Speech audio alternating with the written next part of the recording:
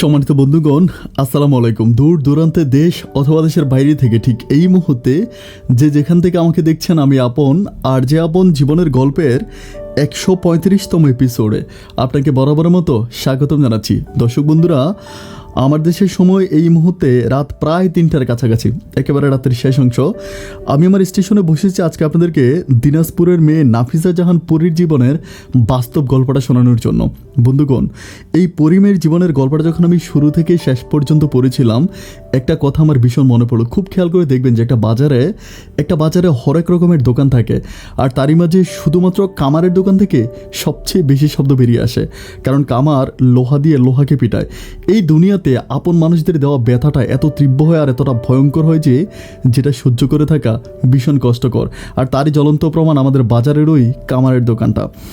বন্ধুগণ, নাফিজের জীবনের এই গল্পটা আমার মনের মণিকোঠে আঘাত করেছে এবং গল্পটা আমার কাছে ভীষণ ভালোও লেগেছে। আমি আশা করবো যে গল্পটা আপনারা সবাই শুরু থেকে শেষ পর্যন্ত শুনবেন। বন্ধুগণ, একটা জীবনের গল্প যদি আপনাকে বুঝতে হয়, একটা জীবনের গল্প থেকে যদি আপনি কিছু শিখতে চান, তবে কষ্ট করে ধৈর্য ধারণ করে আপনাকে গল্পটা শুরু থেকে শেষ পর্যন্ত শুনতে হবে। চলেন সেই মর্মে সবাই শুনে আসি নাফিজা জাহান পরীর জীবনের বাস্তব গল্প।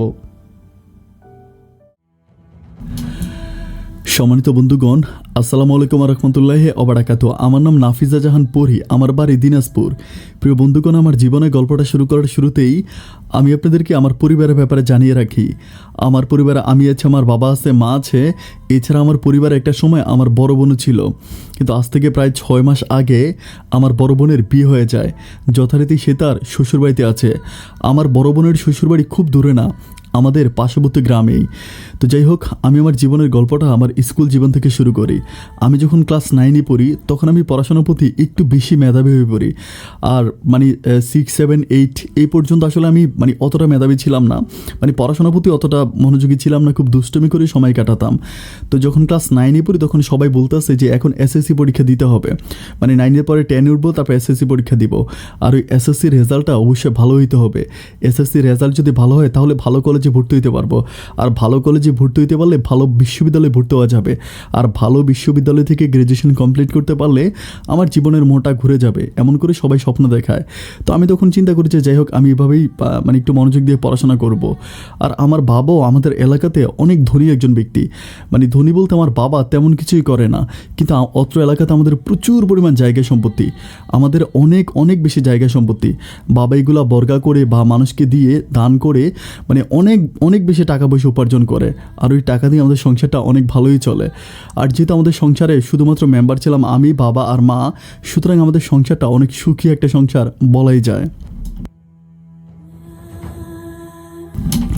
কিন্তু আমি যখন ক্লাস 9-এ পড়ি, তখন থেকে আমার মাঝে একটা নতুন সমস্যা দেখা দেয়। আমার মাঝে কোনোদিন প্রেম ভালোবাসা বা ওইগুলো আমি আসলে খুব আমার লাইফে আমি অ্যালাউ করতাম না। কিন্তু আমার স্কুলে আমাদের স্কুলটাকে একটা প্রেমনগর স্কুল বলা চলে, কারণ আমাদের স্কুলে এমন কোনো স্টুডেন্ট নাই, এমন কোনো ছাত্রছাত্রী খুঁজে পাওয়া যাবে না যে কিনা প্রেম করে না। প্রত্যেকেরই না একটা দুইটা করে রিলেশন আছে। আমাদের এই স্কুলটাকে আমাদের এলাকাতে বেশিরভাগ মানুষ প্রেমনগর স্কুল নামে চিনে।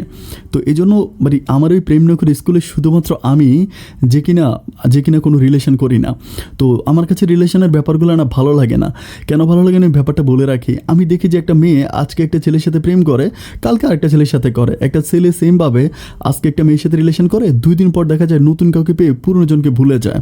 তো সেই প্রেম ভালোবাসাগুলো আমার কাছে অনেক বেশি সেলফিশ মনে হয়, স্বার্থপর মনে হয়। এই জন্য আমি কোনো রিলেশনে জড়াতে চাই না।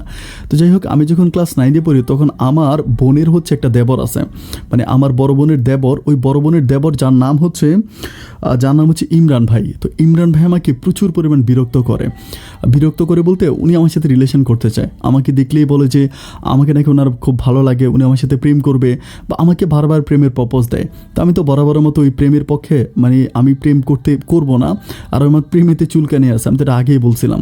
তো আমাকে কেউ প্রেম ভালোবাসার কথা বললে মানুষটাকে আমার ভালো লাগে না। তো প্রথম দিকে ইমরান ভাই যখন আমাদের বাড়িতে আসতো, আমার ভালোই লাগতো। প্রায় 2-3 মাস পর উনি যখন আমাকে সরাসরি প্রেমের প্রস্তাব দিয়ে ফেললো, তখন থেকে মানুষটাকে আমার আর ভালো লাগে না। আমার তাকে আর দেখতেই সহ্য হয় না। কিন্তু সবচেয়ে দুঃখজনক ব্যাপার হচ্ছে, এই অসহ্য মানুষটি বেশিরভাগ সময় তার মুখটা আমাকে দেখতে হয়, কারণ তিনি দিনের বেশিরভাগ সময় আমাদের বাড়িতেই থাকে। এবং ওনাকে আমার আব্বা আম্মা মোটামুটি খুব পছন্দ করে। উনি খুব মিশুক একটা মানুষ, যেমন হয় না যে আত্মীয় স্বজনদের বাড়িতে আসলে মানুষ একটু মোড নিয়ে থাকে, একটু মানে অন্যভাবে থাকে, কিন্তু ইমরান ভাই ওরকম না। ইমরান ভাই ধরেন আমাদের বাড়িতে আসছে, আমাদের মাঠে আব্বা ধান আনতেছে, আব্বার সাথে গিয়ে ধান আনতে শুরু করে, অথবা আম্মা রান্না করতেছে, আমার সাথে বসে বসে রান্না করে। মানে মানুষটা এতটাই মিশুক, খুবই কম সময়ের মাঝে আমাদের পরিবারের প্রত্যেকটা মানুষের মন জয় করে নেয়। কিন্তু আমি আমার এই ব্যাপারটা কারো কাছে বলি না যে উনি আমাকে প্রেমের প্রস্তাব করছে। আমি চিন্তা করি কথাগুলো আব্বার কাছে বললে হয়তো আব্বা মনে কষ্ট পাবে, বা মা তাকে নিয়ে একটা নেগেটিভ চিন্তা করবে। তো আমি পরিবারের সুখ চাই, আর পরিবারের সুখ চাই বলে আমি এই কথাগুলো কারো কাছে বলি না। তবে দিন যত যাচ্ছে উনি আমাকে ডিস্টার্বের মাত্রাটা ততই বাড়াই দিতেছে। মানে আমাকে প্রতিদিন দেখলেই হচ্ছে, মানে গোপনে কোনো জায়গায় পাইলে উনি প্রেম ভালোবাসার কথা বলে। আর উনি যে ভালোবাসা আমাকে, এটা এমনভাবে বলে, মানে খুবই আবেগ নিয়ে বলে যে উনি আমাকে না পাইলে মইরা যাবে, মানে হাত কেটে ফেলবে। তারপর মানে ওরকম করে খুবই বিরক্ত করে। উনি তখন কলেজে পড়তো, আমাদের ওই দিনাজপুর একটা কলেজে পড়াশোনা করতো। তো আমি তাকে বলি যে আপনার কলেজে এত সুন্দর সুন্দর মেয়ে আছে, আপনি আপনার কলেজের মেয়েগুলোর সাথে তো প্রেম করতে পারেন, আমার সাথে প্রেম করার দরকার কি? কিন্তু উনি বলে যে ওনার কলেজে ওই যে বলেছিলাম, মানে বরাবর মতো ওনার কথাও সেই একটাই, ওনার কলেজে যত মেয়ে আছে প্রত্যেকটা মেয়ে 2-3টা করে প্রেম করে। অ্যান্ড উনি খুব ফিউর একটা মেয়ে খুঁজতেছে, যেই মেয়ে তার লাইফে কোনো রিলেশন করে নাই, মানে একেবারে ফিউর। সো ওনার কাছে মনে হলো যে আমি একেবারে ফিউর, খুবই খাঁটি, সো উনি আমার সাথে প্রেম করবে। তো এভাবে 1-2 দিন করে সময়গুলো কাটতেছে, আর উনি আমাকে বারবার প্রপোজ করেই যাচ্ছে। তো একটা পর্যায়ে উনি খুবই ক্ষিপ্ত হয়ে যায়। আমি তখন প্রায় আমার এসএসসি পরীক্ষার কিছুদিন আগে, মানে আমাদের এখান থেকে আমাদের যে পরীক্ষার সেন্টার, এটা কিন্তু আসলে আমাদের স্কুলে হয় না। যারা গ্রামে পড়াশোনা করেছেন ব্যাপারটা তারা বুঝবেন। মানে এসএসসি পরীক্ষার সেন্টারটা আপনার মানে অনেকগুলো স্কুল মিলিয়ে একটা জায়গায় হয়, অনেকগুলো স্টুডেন্ট মিলে হচ্ছে একটা জায়গার ভিতর হয়, যেখানে লাইক উপজেলা হয়, ওইখানে হয়। তো আমাদের এখানে উপজেলার ভিতরে আমাদের হচ্ছে সেন্টারটা হয়, এসএসসি পরীক্ষার সেন্টার। তো আমার আব্বা যেহেতু মানে খুব একা মানুষ, খুবই ব্যস্ত, মানে বাড়িতে কাজ কাম শুরু করে মাঠে ঘাটে কাজ করা আব্বার পক্ষে আসলে অতটা সময় নাই। আর মা তো একেবারে গৃহিণী হয়ে আছে, তো আমাকে প্রতিদিন ওখানে নিতে হবে, আনতে হবে। তো আব্বা ডিসাইড করলো যে আব্বা আমাকে ইমরান ভাইকে দিয়ে পাঠাবে। আবে যথারীতি একদিন ইমরান ভাইকে বলেই ফেলে যে ইমরান, তুমি হচ্ছে ওকে নিয়ে স্কুলে, মানে ওকে নিয়ে ওই পরীক্ষা দেওয়াতে যাবা, পরীক্ষা শেষ হলে ওকে নিয়ে তুমি নিয়ে আসবা। এটা বলার পর তো ইমরান ভাই তো মহা খুশি, কিন্তু আমার তো মনের ভিতরে সাহস পাচ্ছি না। আমি চিন্তা করি যে এই মানুষটাকে আব্বা এইভাবে এত বেশি পাওয়ার দিয়ে দিল, এখন উনি তো যে কোনো সময় যে কোনো খারাপ স্টেপ নিয়ে নিতে পারবে। মানে ওনাকে আমার ভয়ও লাগে, মানে হয় না যে শুধুমাত্র যে উনি আমাকে আমার বোনের দেবর হিসেবে দেখি, ব্যাপারটা এরকমও না, ওনাকে দেখলে কিছুটা আমার মনের ভিতরে ভয়ও লাগে। তো যাই হোক, এভাবে যখন আব্বা বলেই দিছে, আমি তো আর কিছু করতে পারবো না। তো এরপর আমি চিন্তা করি যে এটাই করতে হবে। কিন্তু আমাদের এখান থেকে কিন্তু দিয়ে যাওয়া যায়, মানে সিএনজি দিয়ে যাওয়া যায়। উনি সিএনজি ঠিক না করে একটা রিক্সা ঠিক করলো, মানে উনি আমাকে রিক্সা দিয়ে যাবে। তো আমি রিক্সা দিয়ে যাই, আমি দেখি যে আমার প্রচণ্ড রকম লেট হয়, মানে যারা পরীক্ষা দিতে যায় আমি অনেক পরে যাই। আর আমি চিন্তা করি যে আমি রিক্সার মধ্যে যেই সময়টা বসে থাকি, ওই সময়টা যদি আমি বাসায় পড়াশোনা করি তাহলে আমার জন্য অনেক ভালো হয়। তো তখন আমি একদিন ওনাকে বললাম যে ইমরান ভাই, আপনি রিক্সা ঠিক না করে আপনি একটা সিএনজি ঠিক করেন আমার জন্য, কারণ সিএনজি ঠিক করলে আমি যথাসময়ে হচ্ছে পরীক্ষার হলে যেতে পারবো। উনি বলে কেন, রিক্সা দিয়ে যেতে তোমার প্রবলেম কি, তোমার কি যথাসময় যাওয়া হচ্ছে না? আমি বলি না, যত সময় যাওয়া হচ্ছে, কিন্তু আমার সময়টা তো ওয়েস্ট হচ্ছে, সময়টা তো নষ্ট হচ্ছে, তাই না? আমি রিক্সার মধ্যে কতটা সময় বসে থাকি। অ্যান্ড উনি আমাকে বলে যে তুমি বসে থাকো কেন, তুমি বই নিয়ে যাবা, অ্যান্ড তুমি রিক্সার মধ্যে বসে বসে পড়বা। ওই মানুষটা আমাকে সিএনজি নিয়ে নিবে না, আর সিএনজি দিয়ে নিবে না কারণ হচ্ছে উনি রিক্সার মধ্যে বসে আমার সাথে খুব মজা পায়, কারণ উনি আমার শরীরের সাথে শরীর লাগাইতে পারে, তারপর আমার সাথে অনেক সময় ধরে কথা বলতে পারে, মানে একটা লং সময় পায়। এই জন্য উনি আমাকে সিএনজি নিয়ে নিবে না। তো এভাবে যাই হোক, আমি কষ্ট করি পরীক্ষাগুলো সবগুলো দিই, ওনার সাথে কষ্ট করে যাই, পরীক্ষা দিয়ে শেষ করি। বাট আগে উনি আমার প্রতি যতটা গভীর ছিল, মানে আমার ওই এসএসসি পরীক্ষার পরে উনি আমার উপরে মানে গভীরতার মাত্রাটা খুবই বাড়ায় দেয়। মানে উনি আমার প্রতি আরও বেশি গভীর হয়ে যায়। অ্যান্ড আমার প্রতি উনি তখন একরকম পাগল হয়ে থাকে। ওনার তখন সব কিছু একদিকে, আমি একদিকে, মানে উনি আমাকে পেতেই হবে। অ্যান্ড ওই সময় দেখি যে উনি আগে কিন্তু আমার আব্বা আম্মাকে দেখে ভয় পাইতো, মানে আমার আব্বা আম্মাকে দেখলে উনি একটু পিছু হাঁটতো বা আমাকে কোনো কিছু বলতো না। বাট ইদানিং দেখতেছি যে আমার আব্বা আম্মাকেও উনি ভয় পায় না, আব্বা আম্মাকে দেখলেও উনি আরও কাছে চলে আসে। এটা আমাকে ভার করে প্রেমের প্রস্তাবগুলো করে যাচ্ছে। তো একদিন আমি কি করি, আমি হচ্ছে আমাদের কিচেনটা, আমাদের রান্নাঘরে আমি বসে বসে খাবার খাচ্ছিলাম। তো উনি তখন দুপুরবেলা কোত্থেকে জেনে আসছে, আসার পরে আমার মা বলতেছে যে ইমরান যাও না, ওইখানে হচ্ছে পরি খাবার খাইতেছে, তুমি খেয়ে আসো, দুপুরবেলা। তো উনি যেহেতু আমাদের আমি আগেই বলেছিলাম যদি আমাদের পরিবারের সাথে একরকম মিশে গেছে। আমার বোন, আমার দুলাভাই কিন্তু অত বেশি আমাদের পরিবারে আসে না, বাট উনি এমন কোনো দিন নেই যে আমাদের বাড়িতে আসবে না। তো আমি যখন খাবার খাচ্ছিলাম উনি হচ্ছে আমার সাথে ওই কিচেনে ঢুকলো। অ্যান্ড ঢুকার পর উনি তখন খাবার প্লেট নিয়ে বসলো, বসে আমাকে বলতেছে যে পরি আমি তোকে একটু লোকমা ধরে খাওয়াই দিই। আমি তখন বলতেছিলাম যে আমি খাবো না। উনি বলে যে না না খাও না, তোকে একটু খাওয়াই দিই। আমি তখন বললাম যে ওকে ফাইন। তো তখন উনি কী করে উনি আমাকে লোকমা ধরে ভাত খাওয়াই দেয়। তো খাওয়াই দিতে দিতে উনি একটা পর্যায়ে আমি একটু খেয়াল করে দেখি যে উনি আমার বডির সাথে একদম ঘেসে আমার লজ্জাজনক জায়গায় উনি টাচ করে, ওরকম হাত বলো ওইখানে। তো হাত বোলানোর পর আমি ব্যাপারটা বুঝতে পারার পর আমি তখন ওইখান থেকে উঠে যাই। উঠে গিয়ে আমি একদম খুবই লজ্জা পাই, ওইখান থেকে উঠে যাই। তো উঠে যাওয়ার পরে তখন আমার আব্বা হচ্ছে টিভি রুমে বসে টিভি দেখতেছিল। আমি খাবার না খেয়ে টিভি রুমে গেলাম, কিন্তু টিভি রুমে যাওয়ার পর উনি যে আমার লজ্জাজনক জায়গায় হাত দিছে, তো ওনার হাতে কিন্তু ইয়ে ছিল, আমি যে ড্রেসটা পরছিলাম এটা একদম সম্পূর্ণ সাদা একটা ড্রেস ছিল। তো ওনার হাতে যে খাবার খাচ্ছিল, তো ওনার হাতে দাগ ছিল, একদম দাগ বসে গেছে আমার জামার মধ্যে। দাগটা যখন বসে গেছে আমার আব্বা ব্যাপারটা খেয়াল করে, একদম 5টা আঙ্গুল স্পষ্ট দেখা যায়। তো বাবা আমাকে বলতেছে তুই জামাটা পাল্টায় আয়। আমি বললাম যে কেন? আব্বা বলতেছে তুই কার সাথে ভাত খাইছিস এটা বলে। আমি বললাম আমি তো খাচ্ছিলাম, পরে ইমরান ভাই ঢুকলো, ইমরান ভাই ঢুকার পর আমি চলে আসছি, আমি আর খাই নাই। তখন আমার আব্বা ব্যাপারটা কিছুটা হইলেও বুঝতে পারার পরে আব্বা তখন ব্যাপারটা আমার মাকে বলে, অ্যান্ড আমার হচ্ছে বড় আপুকে বলে যে এরকম ঘটনা। তো বলার পর আমি যখন রুমে আসি তখন কিন্তু আমি বুঝতে পারি, আয়নার সামনে দাঁড়ানোর পর আমি দেখতে পাচ্ছি যে একটা হাতের ইয়ে সম্পূর্ণ বোঝা যাচ্ছে। তো এরপরে আব্বা বুঝতে পারার পরে আব্বা হচ্ছে আমার বড় বোনকে বলে যে ও তো আমাদের মেহমান, আমরা তো আর ওকে এইভাবে বলতে পারি না। তুই যেহেতু তোর দেবর আছে, তোর ছোটো ভাই, তোর দেবর মতো তুই তারা বলিস যাতে আমাদের পরিবার একটু কম আসে, যেহেতু আমাদের মেয়ে বড় হয়েছে, আমাদের ঘরে যুবতী একটা মেয়ে আছে, এটা বলে। তো আমার বড় বোন যথারীতি 2-3 দিন পর যখন ইমরান ভাইকে এই কথাটা বলে, ইমরান ভাই তখন প্রচুর পরিমাণ খেপে যায়, খুব রেগে যায়। উনি বলে যে এটা কেমন কথা, আমি আত্মীয়র বাড়িতে যাব না, এটা আমার আত্মীয় না। এটা আরেকটা ব্যাপার, ইমরান ভাইয়ের পরিবারে ইমরান ভাইকে সবাই যেমন আমার ধুলাবাই থেকে শুরু করে যারা আছে প্রত্যেকটা মানুষ ইমরান ভাইকে অনেক সম্মান করে, ওদের পরিবারে অনেক তো এখন যখন ইমরান ভাই এই কথাটা বলে তখন আমার ধুলাবাইও খুব রাগ করে। আমার দুলাভাই বলে ঠিক আছে, যে পরিবারে আমার ছোটো ভাই যাইতে পারবে না ওই পরিবারে আমিও যাব না। ওদের পরিবারে প্রত্যেকটা মানুষ ভীষণ রেগে যায়। আমি তখন চিন্তা করতেছি আল্লাহ বললাম কি আর করলো কি, মাথার ভিতরে ওদের মাথার ভিতরে আসলেই কিছু নাই। তো আমি চিন্তা করতেছি তখন থেকে আর ইমরান ভাই আমাদের পরিবারে আসে না। কিন্তু পরিবারে না আসলে কী হবে, রাস্তাঘাটে আমাকে প্রচুর পরিমাণ বিরক্ত করে। রাস্তায় দেখলে আমার হাত ধরে টানাটানি করে, তারপরে আমাকে আমার রাস্তায় গিয়ে দাঁড়ায় থাকে, আমার কলেজের সামনে গিয়ে দাঁড়ায় থাকে, অতিরিক্ত পাগলামি করে। অ্যান্ড অতিরিক্ত পাগলামির পর্যায়ে আমি একটা সময় বিরক্ত হয়ে আমার বাবার কাছে সবগুলো কথা বলে দিই। আমি আমার বাবাকে বলি যে বাবা, ইমরান ভাই আমাকে এইভাবে বিরক্ত করতেছে, তো আমি তো একটা মেয়ে মানুষ, আমার নিজের কাছে অনেক ভয় লাগে যে এইরকম আমার সামনে দাঁড়ায়, রাস্তার মধ্যে হাত ধরে টানাটানি করে, এখন মানুষ কী বলবে, তুমি আমাকে বলো। আমি আমার আব্বার কাছে সবগুলো ব্যাপার খুলে বলি। সবগুলো ব্যাপার বলার পরে আব্বা তখন আমার মাকে নিয়ে ব্যাপারটা নিয়ে মার সাথে আলোচনা করে। তো মা তখন আমার আব্বাকে বলে যে এখন তো ওই ইমরানকে কিছু বলা যাবে না, যেহেতু ইমরানদের পরিবারে আমার বড় মেয়েটা আছে, এখন ইমরানকে কিছু বলতে গেলে দেখা যায় কি যে ইমরানের বাবা মা আমার বড় মেয়েটার উপরে অত্যাচার করবে এরকম, কারণ ইমরানকে ওদের পরিবারের সবাই মানে। তখন আমার আব্বা খুব ভয় পায়, যে আব্বা খুব বিপাকে পড়ে যায়। এভাবে প্রায় আরও 5-6 দিন কাটে। অ্যান্ড 5-6 দিন পরে আমার আব্বা আমার বড় বোন তখন আমাদের বাড়িতে আসে, আমার বড়পা আমাদের বাড়িতে আসে। তো বড়পা আসার পরে আব্বা বড়পুর সাথে বসে বসে কথা বলে, বড়পুকে জিজ্ঞেস করে যে এই ঘটনা এখন কি করা যায়, বড়পুর কাছে একটা বুদ্ধি চায়।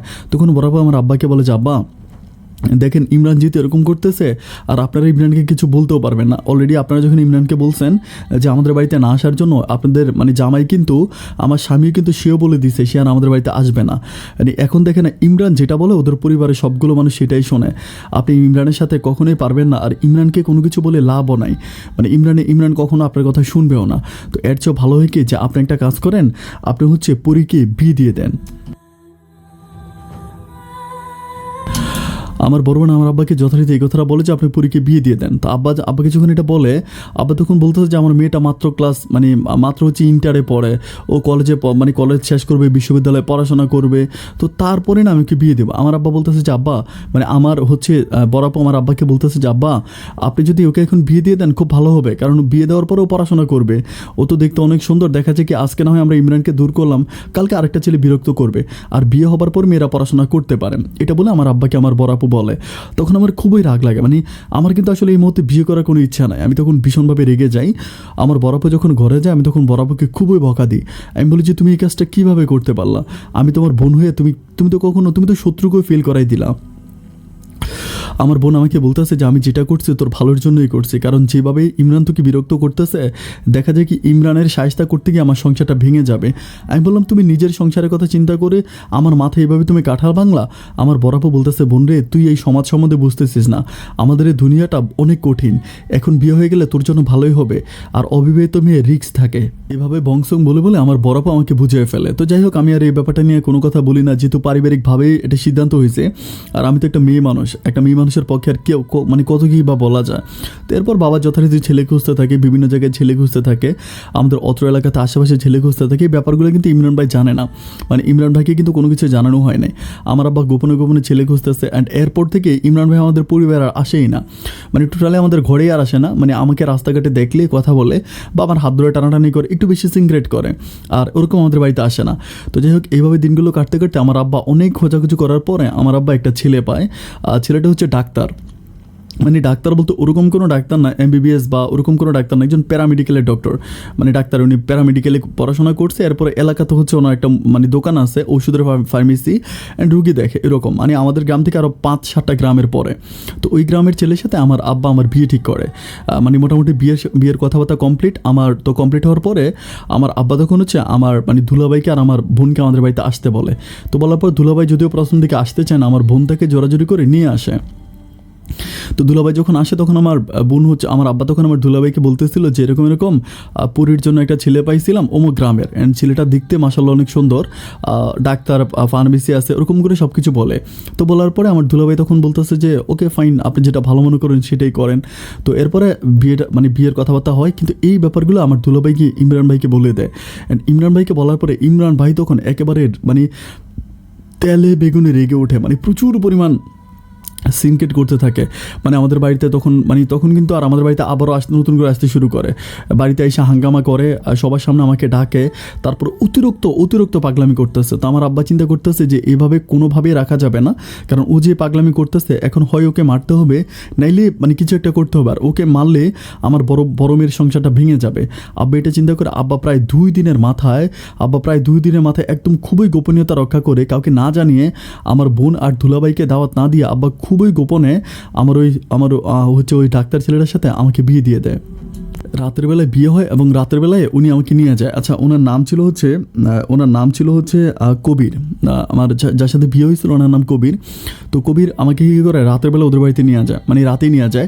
আব্বা আবার কবিরকে ব্যাপারগুলো সব কিছু বলে যে এই ঘটনা। তো নিয়ে যাওয়ার পরে এই ব্যাপারগুলো ইমরান ভাই জানে, মানে ইমরান ভাই জানে যে রাতের মধ্যে আমার বিয়ে হয়ে গেছে, আমাকে নিয়ে গেছে। ইমরান ভাই এসে আমাদের বাসায় প্রচুর ভাঙচুর করে, মানে পাগলামি করে, এটা চেয়ার টেবিল ভাঙে, মানে প্রচুর পরিমাণ করে, মানে পারতেছে না যে আমার আব্বা আমাকে পর্যন্ত পিটায়। তো এগুলো পরে আমার দুলাভাই যে ছিল, আমার দুলাভাই সেদিন কিন্তু ইমরান ভাইকে খুব শাসন করে, মানে এটা আমি আমার মায়ের মুখে শুনি, খুবই শাসন করে ইমরান ভাইকে ওইখান থেকে নিয়ে যায়। এরপর থেকে ইমরান ভাই আমাকে প্রচুর পরিমাণ বিরক্ত করে বলতে আমার শ্বশুরবাড়ির আশেপাশে নিয়ে ঘোরাফেরা করে, এগুলো মানে খুবই হাঙ্গামা করে। তখন আমার আব্বা চিন্তা করে যে আমার স্বামীকে তো আগেই বলে দেওয়া হয়েছে, মানে কবিরকে তো আগেই বলে দেওয়া হয়েছে যে এই ঘটনা, এখন যদি এরপরও কবিরের আব্বা আম্মা আছে, তাদের সমাজে একটা মান সম্মান আছে, একটা ছেলে গিয়ে যদি ওদের বউকে এভাবে বিরক্ত করে আশেপাশে ঘুরে, তাহলে তো সমাজের মানুষ এই ব্যাপারটাকে খারাপ বলবে। এটা চিন্তা করে আব্বা খুবই বিপাকে পড়ে যায়, মানে আব্বা খুবই টেনশনে পড়ে যায়। অ্যান্ড আব্বা তখন ওই কবিরকে বলে যে মানে আপনি যেভাবে পারেন ব্যাপারটা আপনিই সমাধান করেন, মানে আমার স্বামীকে বলে। এটা বলার পরে 2-3 দিন পরে একদিন ইমরান ভাইকে আমাদের ওই শ্বশুরবাড়িতে একজন কিছু পোলাপাইনে আটকায়, মানে আমার শ্বশুরবাড়ি কিছু পোলাপাইনে আটকায়, ওখানে মানে থাকে না, মানে আমার স্বামী থাকে না, উনি হচ্ছে ইমরানকে ওইখানে আটকায়, এলাকার মানে গ্রামের কিছু পোলাপাইন দিয়া আটকে ইমরানকে মানে থাপড় চড়কনা দিয়ে মারে। তো মারার পরে ইমরান তখন এসে এই কথাগুলো আমার দুলাভাইকে বলার পরে দুলাভাই তখন এসে আমাদের পরিবার এসে তখন প্রচুর পরিমাণ সিনক্রেট করে, মানে আমার আব্বা আম্মাকে গালাগালি করে যে আমার ছোটো ভাইকে মানুষ দিয়ে মারাইছে। এটা সেটা বলে প্রচুর পরিমাণ হাঙ্গামা করে। তখন আমার আব্বা মানে আমার হচ্ছে আমার বড় বোন জামাইকে বলে যে এটা আমি আছি, আমি সমাধান করব, আমি এটা নিয়ে ব্যাপারটা নিয়ে কথা বলবো। এরপর আমার আব্বা খুব টেকনিক্যালি হচ্ছে কবিরের সাথে মানে আমার স্বামীর সাথে আমার দুলাভাইকে মিলিয়ে দেয়। মানে আমার যিনি স্বামী ছিল কবির, উনি কিন্তু আমার আব্বাকে প্রচুর বুঝতো, মানে আব্বাকে যথেষ্ট বুঝতো, অনেক ভালো মনের মানুষ ছিল। তো এইভাবে দিনগুলো সামনে দিয়ে কাটতেছে। অ্যান্ড একটা পর্যায়ে তখন আস্তে আস্তে করে ইমরান ভাই আমাকে বিরক্ত করাটা একটু ছেড়ে দিল। মানে আগে বিরক্ত যেরকম করতো, এখন আর আমাদের বাড়ির আশেপাশে অতটা যায় না, বা রাস্তা আমাকে দেখলেও অতটা বিরক্ত করে না, একটু ভালো হয়ে আছে, মানে আগে যেরকম করতে এরকম করে না। তো এইভাবে দিনগুলো কাটতেছিল। অ্যান্ড মানে আমি এভাবে কাটতে কাটতে একটা সময় হঠাৎ করে আমার যার সাথে বিয়ে হয়েছে আমার স্বামী, এটা প্রায় আরও প্রায় 6 থেকে 7 মাস পরে, 6 থেকে 7 মাস পরে আবার আমি হচ্ছে বাচ্চা কনসেপ্ট করি। অ্যান্ড 6-7 মাস পরে আমি বাচ্চা কনসেপ্ট করি। অ্যান্ড বাচ্চা কনসেপ্ট করার পরে তখন আমার মানে আমার পরিবারটা মোটামুটি সবাই অনেক খুশি। আমার মা বাবা, তারপরে হচ্ছে আমার বোন জামাই, তখন কিন্তু আমার বোন জামাই আমার সাথে খুব ভালো হয়ে যায়। আমার বোন জামাই আমার সাথে খুব ভালো হয়, এবং হচ্ছে আমার যেই মানে আমার এই মানে আমার ওই বেআই যার নাম হচ্ছে ইমরান ভাইও কিন্তু তখন প্রচুর ভালো হয়ে যায়। মানে উনিও তখন আর মানে অতটা সিনক্রেট করেন, সব ভালো হয়ে যায়। কিন্তু যখন সব কিছু ঠিক হয়, আমি যখন সব কিছু মোটামুটি ভালো পজিশনে, আমি বাচ্চা কনসেপ্ট করি, তারপরে পরিবারের সব কিছু ঠিক হচ্ছে, মানে সবাই ব্যাপারটা মোটামুটি খুব ভালোভাবে মেনে নিয়েছে। তো মানে সবাই এখন ঠিক আছে। কিন্তু সেই মুহূর্তে আমার লাইফে একটা হঠাৎ করে অঘটন ঘটে, যেটা আসলে কোনোভাবে আমি ছিলাম না। রাতের বেলায় হচ্ছে হঠাৎ করে আমি শুনতে পাই যে আমার শ্বশুর শাশুড়ি বলতেছে যে আমার জামাই নাকি হুন্ডা অ্যাক্সিডেন্ট করে, কবি নাকি হুন্ডা অ্যাক্সিডেন্ট করে। তো এটা শোনার পরে আমি প্রচুর পরিমাণ বিপাকে পড়ে যাই। আমি তখন আমার আব্বা আমাকে ফোন করি। আব্বা আমাকে ফোন করার পরে আব্বা আমা বলতেছে যে তুই তো অসুস্থ, তোর তো বাচ্চা হবে, একটা কাজ কর, তুই যাইস না, আমরা যাই, মানে আমরা হসপিটালে দেখতে চাই। তখন আমার আব্বা মা আমাকে না নিয়ে হসপিটালে যায়। তো আমি লোক মারফতে শুনতেছিলাম যে মানে খুবই মারাত্মক অবস্থা। 2টা ছেলে ছিল হুন্ডাতে। তো 2টা ছেলে থাকা অবস্থায় যে ছেলেটা পিছনে ছিল, ওই ছেলেটা নাকি রাতের মধ্যে মারা যায়। রাত 3:30টার দিকে ওই ছেলেটা মারা যায়। তো মারা যাবার পরে ওই খবরটা আমার কানে চলে আসে। আমাকে ফোন করে বলে যে ছেলে মারা গেছে। আমি তখন খুব টেনশনে পড়ে যাই যে আল্লাহ, এটা কেমন ঘটনা ঘটে গেল। তো তখন এরপর ওনাকে ওইখান থেকে মানে দিনাজপুর থেকে ঢাকাতে নিয়ে যাওয়া হয়, কবিরকে দিনাজপুর থেকে ঢাকাতে নেওয়া হয়। অ্যান্ড ঢাকাতে নেওয়ার পর ঢাকাতে ট্রিটমেন্ট করে। আমার তখন এত খারাপ লাগতেছিল। আমি কিন্তু মানুষটার সাথে অল্প কিছুদিন সংসার করছি, খুব বেশি দিন না, কিন্তু অল্প দিনে মানুষটাকে আমি অনেক ভালোবেসেছি। আমি তো আমার জীবনে কোনো ছেলেকে কোনোদিন ভালোবাসি নাই, বা কোনো ছেলের সাথে ওভাবে মন খুলে কথাও বলি নাই। উনি আমার স্বামী হতে, মানে আমার স্বামী হোক, আমার প্রেমিক হোক, জয় হোক, মানে ওনাকে আমি মন থেকে ভালোবেসেছিলাম। ওনার এমন পরিস্থিতি শোনার পর আমি তখন আর সহ্য করতে পারতেছিলাম না। তো ঢাকাতে নিয়ে যাওয়ার পরে আমি আমার আব্বা আমাকে বলি যে আমাকে একটু নিয়ে যাও না, মানে খুব কান্নাকাটি করি। তো তখন তারা বলে যে না, তোর কিন্তু সমস্যা, এত দূরে জার্নি, কারণ দিনাজপুর থেকে কিন্তু ঢাকার ডিস্টেন্স অনেক, মানে এত দূরে মানে যাওয়াটা ঠিক হবে না, মানে এটা আমার আব্বা আমাকে বোঝায়। তো এভাবে প্রায় আরও 3 থেকে 4 দিন কেটে যায়। আমি জানি যে ওকে আইসিইউতে রাখা হয়েছে, মানে আইসিইউতে রাখছে, যে কোনো সময় যে কোনো অঘটন ঘটে দিতে পারে। তো ডাক্তার তখন আইসিইউতে প্রায় 3 থেকে 4 দিন রাখে। মানে ওর সমস্যা হচ্ছে মাথার মধ্যে প্রচুর আঘাত পায়, মানে একটা সাইডে পড়ার পরে মাথায় প্রচণ্ড রকম আঘাত পায়। তো মাথার আঘাতটা এতটাই তীব্র ছিল যে মানে একেবারে লাইক টগজের মধ্যে আঘাত লাগে। তো এরপর যাই হোক 2 থেকে 3 দিন পরে তখন একদিন আমার আব্বা আমাকে ঢাকা থেকে ফোন করে বলতেছে তুই কি তোর মানে তখন কিন্তু আমার আব্বা ওইখানে ছিল, আমার আব্বা আম্মা, তারপরে ছিল আমার শ্বশুর, তারা ছিল। তো তখন আমার আব্বা আমাকে বলতেছে যে তুই কি তোর শাশুড়িকে নিয়ে আসতে পারবি একটু ঢাকাতে, এরকম করে বলে। আমি তখন চিন্তা করি যে এতদিন পর্যন্ত আমি নিজে আমার আব্বাকে বলতাম যে আব্বা আমি যাব, কিন্তু আব্বা আমাকে যাইতে দিত না। আজকে কিন্তু আব্বা নিজে আমাকে বলতেছে যাওয়ার জন্য। আমি তখন আমার আব্বাকে বলি যে আব্বা কেন তুমি আমাকে হঠাৎ করে যাইতে বলতেছো কেন, মানে কারণটা কি, মানে কোনো সমস্যা হয়েছে? আমি তখন ভয় পাই। আমার আব্বা তখন আমাকে বলতেছে কোনো সমস্যা হয় নাই, কিন্তু একটা ব্যাপার বুঝতে পারতেছি না। আমি বললাম যে কী ব্যাপার? আব্বা বলতেছে যে কবির বারবার তোর কথা বলতেছে, মানে তোর কথা বলতেছে, তোকে দেখবে এটা বলতেছে। আমি তখন বলি যে আমার কথা বলতেছে? আব্বা বলে হ্যাঁ বলতেছে। আমি বলি তাইলে আমি আমার শাশুড়িকে নিয়ে আসি? আব্বা বলে ঠিক আছে তাহলে তুই আয়। পরে আমি খুবই কষ্ট থাকি, তখন আমি আমার শাশুড়িকে নিয়ে ঢাকাতে যাই। অ্যান্ড ঢাকাতে যাওয়ার পরে আমি যেদিন যাই ওই দিন রাতের বেলায় মানে ও একটু সুস্থ হয়, মানে আগের চেয়ে একটু সুস্থ হয়, একটু স্বাবলম্বী হয়, আমার সাথে কথা বলে, মানে রাতের বেলা আমার সাথে খুব ভালো করে কথা বলে। আমাকে বলে যে মানে আমাদের এটা ছেলে হবে না মেয়ে হবে, মানে আমার বাবু নিয়ে কথা বলে, মানে প্রচুর পরিমাণ কথা বলে। মানে হয় না যে একটা মানুষ মানে মনে হয় যেন সুস্থ হয়ে গেছে, একেবারে সুস্থ। আর একেবারে সুস্থ। পরে আমাকে বলতেছে যে তুমি একটু আমার সাথে ঘুমাও, আমার সাথে একটু ঘুমাও। তো ডাক্তার বলতেছে যে না, ডাক্তার বলতেছে ওনার গায়ে অনেক ইনজুরি আছে, আপনি নিচে ঘুমান, উনি হচ্ছে ইয়েতে ঘুমাক, বেডে ঘুমাক। তারপরে ও বেডে ঘুম, আমি নিচে ঘুমাই। তো ফজরের আজান দেয়, ফজরের আজান দেওয়ার পরে তখন আমি ডাক্তারকে ডাকবো আর কি, আর ডাক্তারকে ডাকবো ফজর আজানের সময় ডাক্তার আসে, মানে ফজরের সময় ডাক্তার আসে। তো আমি ডাক্তারকে ডাকার জন্য যখন ঘুম থেকে ওঠার পর যখন ওকে নাড়া দিই, মানে ওর সাথে কথা বলার জন্য ট্রাই করি, মানে ও কিন্তু আবার নামাজ পড়ে, মানে অসুস্থ থাকলেও তখন শুয়ে নামাজ পড়ে, ও কিন্তু এশার নামাজও পড়েছিল শুয়ে। তো নামাজ পড়বে, আমি ওকে যখন ডাক দেওয়ার পর আমি দেখি যে ওর কোনো রেসপন্স নাই।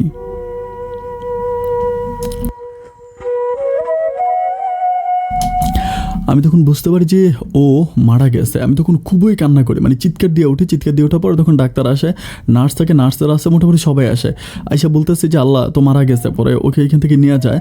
আমি তখন খুবই কান্না করি, মানে কান্না করতে করতে অজ্ঞান হয়ে যায়। ওই সময় আমার আব্বা আম্মা ছিল না, আমার হচ্ছে শ্বশুর ছিল আর শাশুড়ি ছিল, তারা হচ্ছে পাশের একটা রুমে থাকতো, মানে ওই রুমের মধ্যে থাকতো না, ওই রুমটা অনেক ছোটো ছিল, তোরা পাশের রুমে থাকতো। আমি যখন চিৎকার এসে ওরা পাশের রুম থেকে আসার পর আমি তখন মানে চিৎকার দিয়ে আমি তখন অজ্ঞান হয়ে যাই, নেমে অজ্ঞান হয়ে যাই।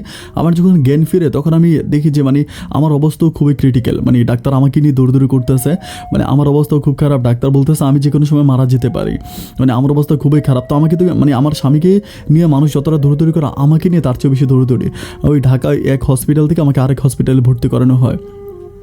তো এইভাবে প্রায় 15-16 দিনের মতো ঢাকা হসপিটালে থাকি, মানে আমাকে হসপিটালে ভর্তি করে রাখে। অ্যান্ড 15-16 দিন পরে আমার বাবা মা তখন আমাকে ওই ঢাকা থেকে নিয়ে আসে। আর ঢাকা থেকে দিনাজপুরে আনার পর না, তখন মোটামুটি আমার স্বামীকে কবর দিয়ে ফেলছে, মানে একেবারে কবরের উপরে মাটি টাটি দিয়ে ফেলছে, মানে একেবারে খুব মানে ইয়ে করে ফেলছে, মানে একেবারে মানে কবরটা অনেক পুরনো হয়ে গেছে প্রায় এরকম। তখন আমি মানে খুবই দুঃখ করে বলি যে হায় রে, অন্তত আমি আমার স্বামীর মুখটা শেষবার মতো একটু দেখতেও পারলাম না, মানে ওকে মাটি দিয়ে দিল, আমি একটু দেখতে পারলাম না। তখন আমার মাঝে খুবই খারাপ লাগে, মানে খুবই কষ্ট হয়। ওকে মাটি দিয়ে দিল। এরপরে আমি চিন্তা করতেছি যে আমি আমার শ্বশুর শাশুড়ি কিন্তু মোটামুটি খুবই ভালো, ভীষণ ভালো মানুষ। আমি চিন্তা করি যে আমি আমার শ্বশুর শাশুড়ি বাড়ি থেকে যাবো না, আমি ওই বাড়িতেই থাকি। তো এভাবে প্রায় আরাম 2 থেকে আড়াই মাস থাকে। 2 থেকে আড়াই মাস থাকার পর তখন আমার আব্বা আমার বলতেছে যে ওইখান থেকে আমাকে নিয়ে যাবে। আমি তখন আমার আব্বারে বলি যে আমার তো বিয়ে হয়েছে, আমার পেটে হচ্ছে কবিরের বাচ্চা, আমি কোথায় যাবো? আমার আব্বা আমাকে বলতেছে যে না, এই বাড়িতে তুই থাকতে পারবি না, যেহেতু কবির মারা গেছে, এরকম একটা পরিবারে তুই কীভাবে থাকবি? আমি তখন আমার আব্বাকে বলেছি আব্বা থাকলে কী হয়েছে, আমি থাকি না। কিন্তু আমার আব্বা আমাকে থাকতে দেয় না। আমি বলি যে আমার তো একটা বিয়ে হয়েছে, আমার লাইফে আমার একটা বিয়ে থাকুক। আমি কিন্তু মানে মনে প্রাণে কবিরকে ভালোবেসেছিলাম। কবির যে মারা গেছে এই জিনিসটা আমি বিশ্বাসই করতে পারি না, মানে আমি যেন এখনও রাতের বেলায় কবিরের স্পর্শ পাই। এবং এটা হয়তো অনেকেই অনেকভাবে নিবেন, বাট আমি আসলে ব্যাপারটা খুবই নর্মালি নিয়েছি। মানে সেটা হয় কি যে রাতের বেলায় প্রায় আমি শুনতে পাই যে কবির এসে আমার ঘরের দরজা আমাকে ঢাকে, আমার নাম ধরে পড়ি বলে মানে আমাকে ঢাকে। এই ডাকটা আমি স্পষ্ট শুনতে পাই। এটা হয়তো অনেকে বলতে পারেন যে দিস ইজ হেলো সলিউশন, বা এটা মানে এরকম হতে পারে, বা কিন্তু না, আমার কাছে আমি স্পষ্ট ডাকটা শুনতে পাই। মানে কিন্তু আমি রেকর্ড করি, আমি মাঝে মাঝে এরকম হয় যে একটা ডাক দিয়ে ও ওয়েট করে, এরপর আরেকটা ডাক দেয়। কিন্তু দুঃখজনক ব্যাপার হচ্ছে এই ডাকের শব্দটা আমি যখন রেকর্ড করি আমার মোবাইলে কিন্তু শোনা যায় না, বাট আমি কিন্তু শুনতে পাই, একেবারে স্পষ্ট শুনতে পাই। আমি জানি না এটা মোবাইলে কেন রেকর্ড হয় না। অ্যান্ড একদিন রাতের বেলায় আমি হচ্ছে আমার দূর সম্পর্কের একটা ননদকে নিয়ে ঘুমাই। ওই দিন রাতের বেলা যখন ডাকতেছে, আমি তখন আমার ননদের বললাম যে তুই কি শুনতে পাইছিস? আমার ননদ বলতেছে হ্যাঁ হ্যাঁ, আমি তো শুনতে পাইছি, স্পষ্ট শুনতে পাইছি। মানে এটা আমি এখানে আমি মানুষদেরকে বলি, অনেককে বলি, বলার পর তখন আব্বা আম্মার মনে খুব ভয় ঢুকে যায়। মানে আব্বা আম্মা মনে করতেছে যে আমি পাগল হয়ে যাবো। আব্বা চিন্তা করতেছে যে যেহেতু এরকম ঘটনা ঘটতেছে ও পাগল হয়ে যাবে। তখন বাবা আমাকে ওই বাড়ি থেকে নেওয়ার জন্য একরকম মরিয়া হয়ে ওঠে।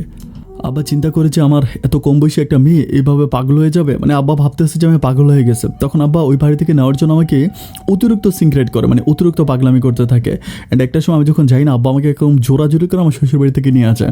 তখন আমাদের বাড়িতে নিয়েছে, আমাদের বাড়িতে নেওয়ার পর আব্বা আমাকে বলতেছে যে তুই মানে এখন তো তোর স্বামী মরে গেছে, এখন তো কিছু করার নাই, তোরা আমরা দ্বিতীয় বিয়ে দেবো, মানে আবারও বিয়ে করাবে, আমাকে বিয়ে দিবে।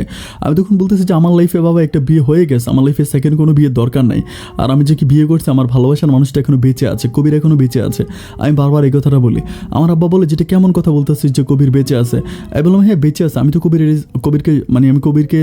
কবিরের কণ্ঠ শুনতে পাই, কবিরের স্পর্শ পাই। মানে তখন আমার আব্বা বুঝতেছিল যে আমি একদম পুরো মানে সাইকো হয়ে যাচ্ছি। আব্বা তখন আমাকে বিভিন্ন ডাক্তারদের কাছে নিয়ে যায়। ওই ডাক্তাররা সবাই একটা কথাই বলে যে মেয়েটা আসলে গভীর থেকে ছেলেটাকে ভালোবাসতো, তো এই জন্য এরকম হয়েছে। আপনার মেয়েটাকে বিয়ে দিয়ে দেন, মানে বিয়ে দেওয়ার কথা বলে। তো তখন আমি আমার বাপ মাকে বলি যে তোমরা আমার মাইরা ফেলো, কিন্তু কখনো বিয়ের কথা বললো না, আমি কখনো বিয়ে করতে পারবো না। আমি তাদেরকে বারবার এটা বলি, কিন্তু তাদের কথাই একটা যে না, তারা আমাকে বিয়ে দেবে, তারা আমাকে বিয়ে দেবে, তারা নতুন সংসার আমাকে নিয়ে যাবে।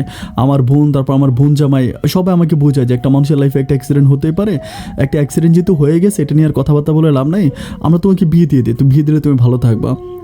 যথারীতি এরপরে ও আবার মানে আমার আব্বা মা আবারও আমার জন্য ছেলে খুঁজতে থাকে।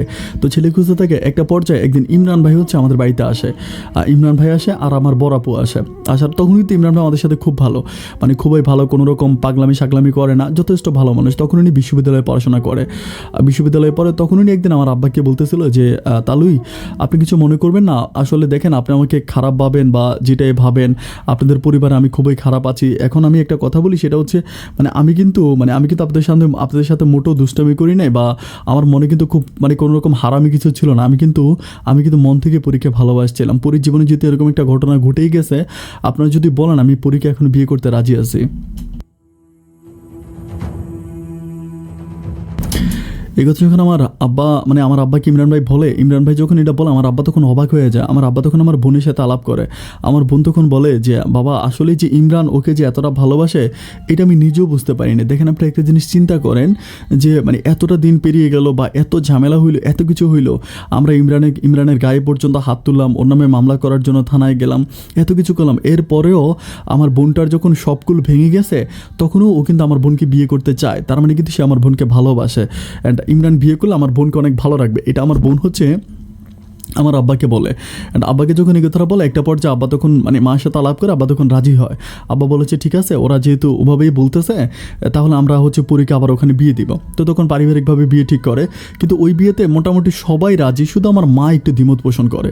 মানে আমার মা বলতেছে যে এটা কেমন কথা, মানে একটা পরিবারে আমার দুইটা মেয়ে থাকবে, এটা আসলে ভালো দেখায় না, ওরকম করে আমার মা বলে। তো আমার আব্বা বলতেছে যে এখন কি করব, কারণ যেহেতু ওরা তো আমরা অন্য কোথাও বিয়ে দিয়েছিলাম, আল্লাহ যেহেতু ওইখানে ওকে থাকতে দেয় না, ও যেহেতু এখানে চলে আসছে, তো এক ঘরে থাকবে, দুই বোন এক ঘরে থাকবে, কোনো প্রবলেম নেই, ভালোই থাকবে। অ্যান্ড আমার বোনও তখন আমার মাকে খুব বোঝায় যে মা দেখো, পরি খারাপ থাকবে না, যেহেতু আমরা একই পরিবারে থাকবো, আমি পরি আমার বোনের মতো খুব ভালো থাকবে, ওরকম করে আমার মাকে বোঝায়। অ্যান্ড সবশেষে আমার মা রাজি হয়। এরপর আবারও নতুন করে পারিবারিকভাবে ইমরানের সাথে আমার বিয়ে হয়।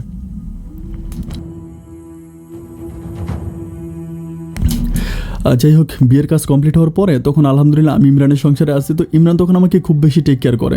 আচ্ছা, এরই মাঝে আমি একটা ব্যাপার বলে রাখি, ইমরানের সাথে বিয়ের প্রায় 1 মাস আগে, ইমরানের সাথে বিয়ের 1 মাস আগে আমার একটা মেয়ে সন্তান হয়। আমার এই সন্তানটা কিন্তু ছিল হচ্ছে কবিরের একটা মেয়ে সন্তান হয়। মেয়ে সন্তান হওয়ার পরে তখন হচ্ছে ইমরানের সাথে আমার বিয়ে হয়। কিন্তু একটা ব্যাপার এখানে মানে আমি একটু বলতে ভুলে গেছিলাম, আমার মেয়েটা হওয়ার প্রায় 1 থেকে 1.5 মাস পরে আমার ইমরানের সাথে বিয়ে হয়। আমি যদিও বলেছিলাম যে একটু ওয়েট করি বা পারি আরও একটু 2-3 মাস ওয়েট করি, কিন্তু ইমরান বা তার পরিবার এটা অপেক্ষা করার জন্য রাজি না। তারা বলতেছে যে যাই হোক, এখনই তারা বিয়ে করাই ফেলবে, কারণ ইমরানের মনে ভয় যে আমার আব্বা আম্মা যদি আমাকে আবার অন্য কোথাও বিয়ে করে ফেলে। তো আমার 1 মাসের ওই লেত্রা মেয়েটাকে রেখে ইমরানের সাথে আমার বিয়ে হয়। তো বিয়ে হওয়ার পরে আমি তখন আমার মেয়েটাকে ওই পরিবারে নিয়ে যাই। তো তখন থাকতেছি, কিন্তু আমি একটা ব্যাপার খেয়াল করে দেখি যে প্রায় আরও 7 থেকে 8 মাস পর আমার মেয়েটা একটু বড় হয়। তো আমি দেখি যে আমার ওই মেয়েটাকে কেউ কোনো রকম মূল্যায়ন করে না, মানে আমাদের ওই পরিবারের কেউ কোনো মূল্যায়ন করে না। ইমরান, তারপরে হচ্ছে মানে ওর বাবা মা, মানে আমার বোন, শুধুমাত্র আমার বোন ছাড়া আমার মেয়েটাকে কেউ কোলে নেয় না। মানে প্রচুর পরিমাণ অসম্মান অপমান এরকম করে কথা বলে। আমার মেয়েটাকে দেখলেই জানি সবাই কীরকম নাক ছিটকায়।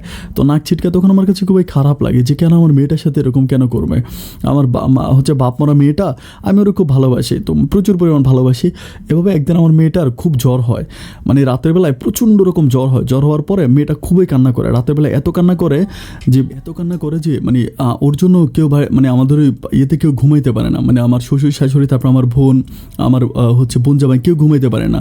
তো তখন ঘুমাইতে পারে না, আমি তখন মেয়েটাকে নিয়ে মানে বাইরের দিকে হাঁটতে থাকি। বাইরে অনেকক্ষণ ধরে হাঁটতে থাকি। তো ইমরান আমাকে বারবার ডাকতেছে, আমাকে বলে যে তুমি ঘরে আসো, আমাকে বলতেছে। আমি বললাম যে মেয়েটা তো অসুস্থ, আমি ওখানে একটু বাইরে হাঁটি, মানে বাইরে যখন হাঁটাহাঁটি করি তখন একটু ভালো থাকে, মানে বাইরে যখন হাঁটি তখনও ভালো আছে, কিন্তু ঘরে ঢুকলেও এরকম করে, মানে কান্নাকাটি করে, যে এমন কান্নাকাটি করে একদম মানে পুরো ঘরটর সব মাথায় করে নিয়ে যায়, এত পরিমাণ কান্নাকাটি করে। তো ইমরান আমাকে বলতে হচ্ছে যে মেয়েটাকে নিয়ে বাইরে হাঁটো না, তুমি ঘরে আসো।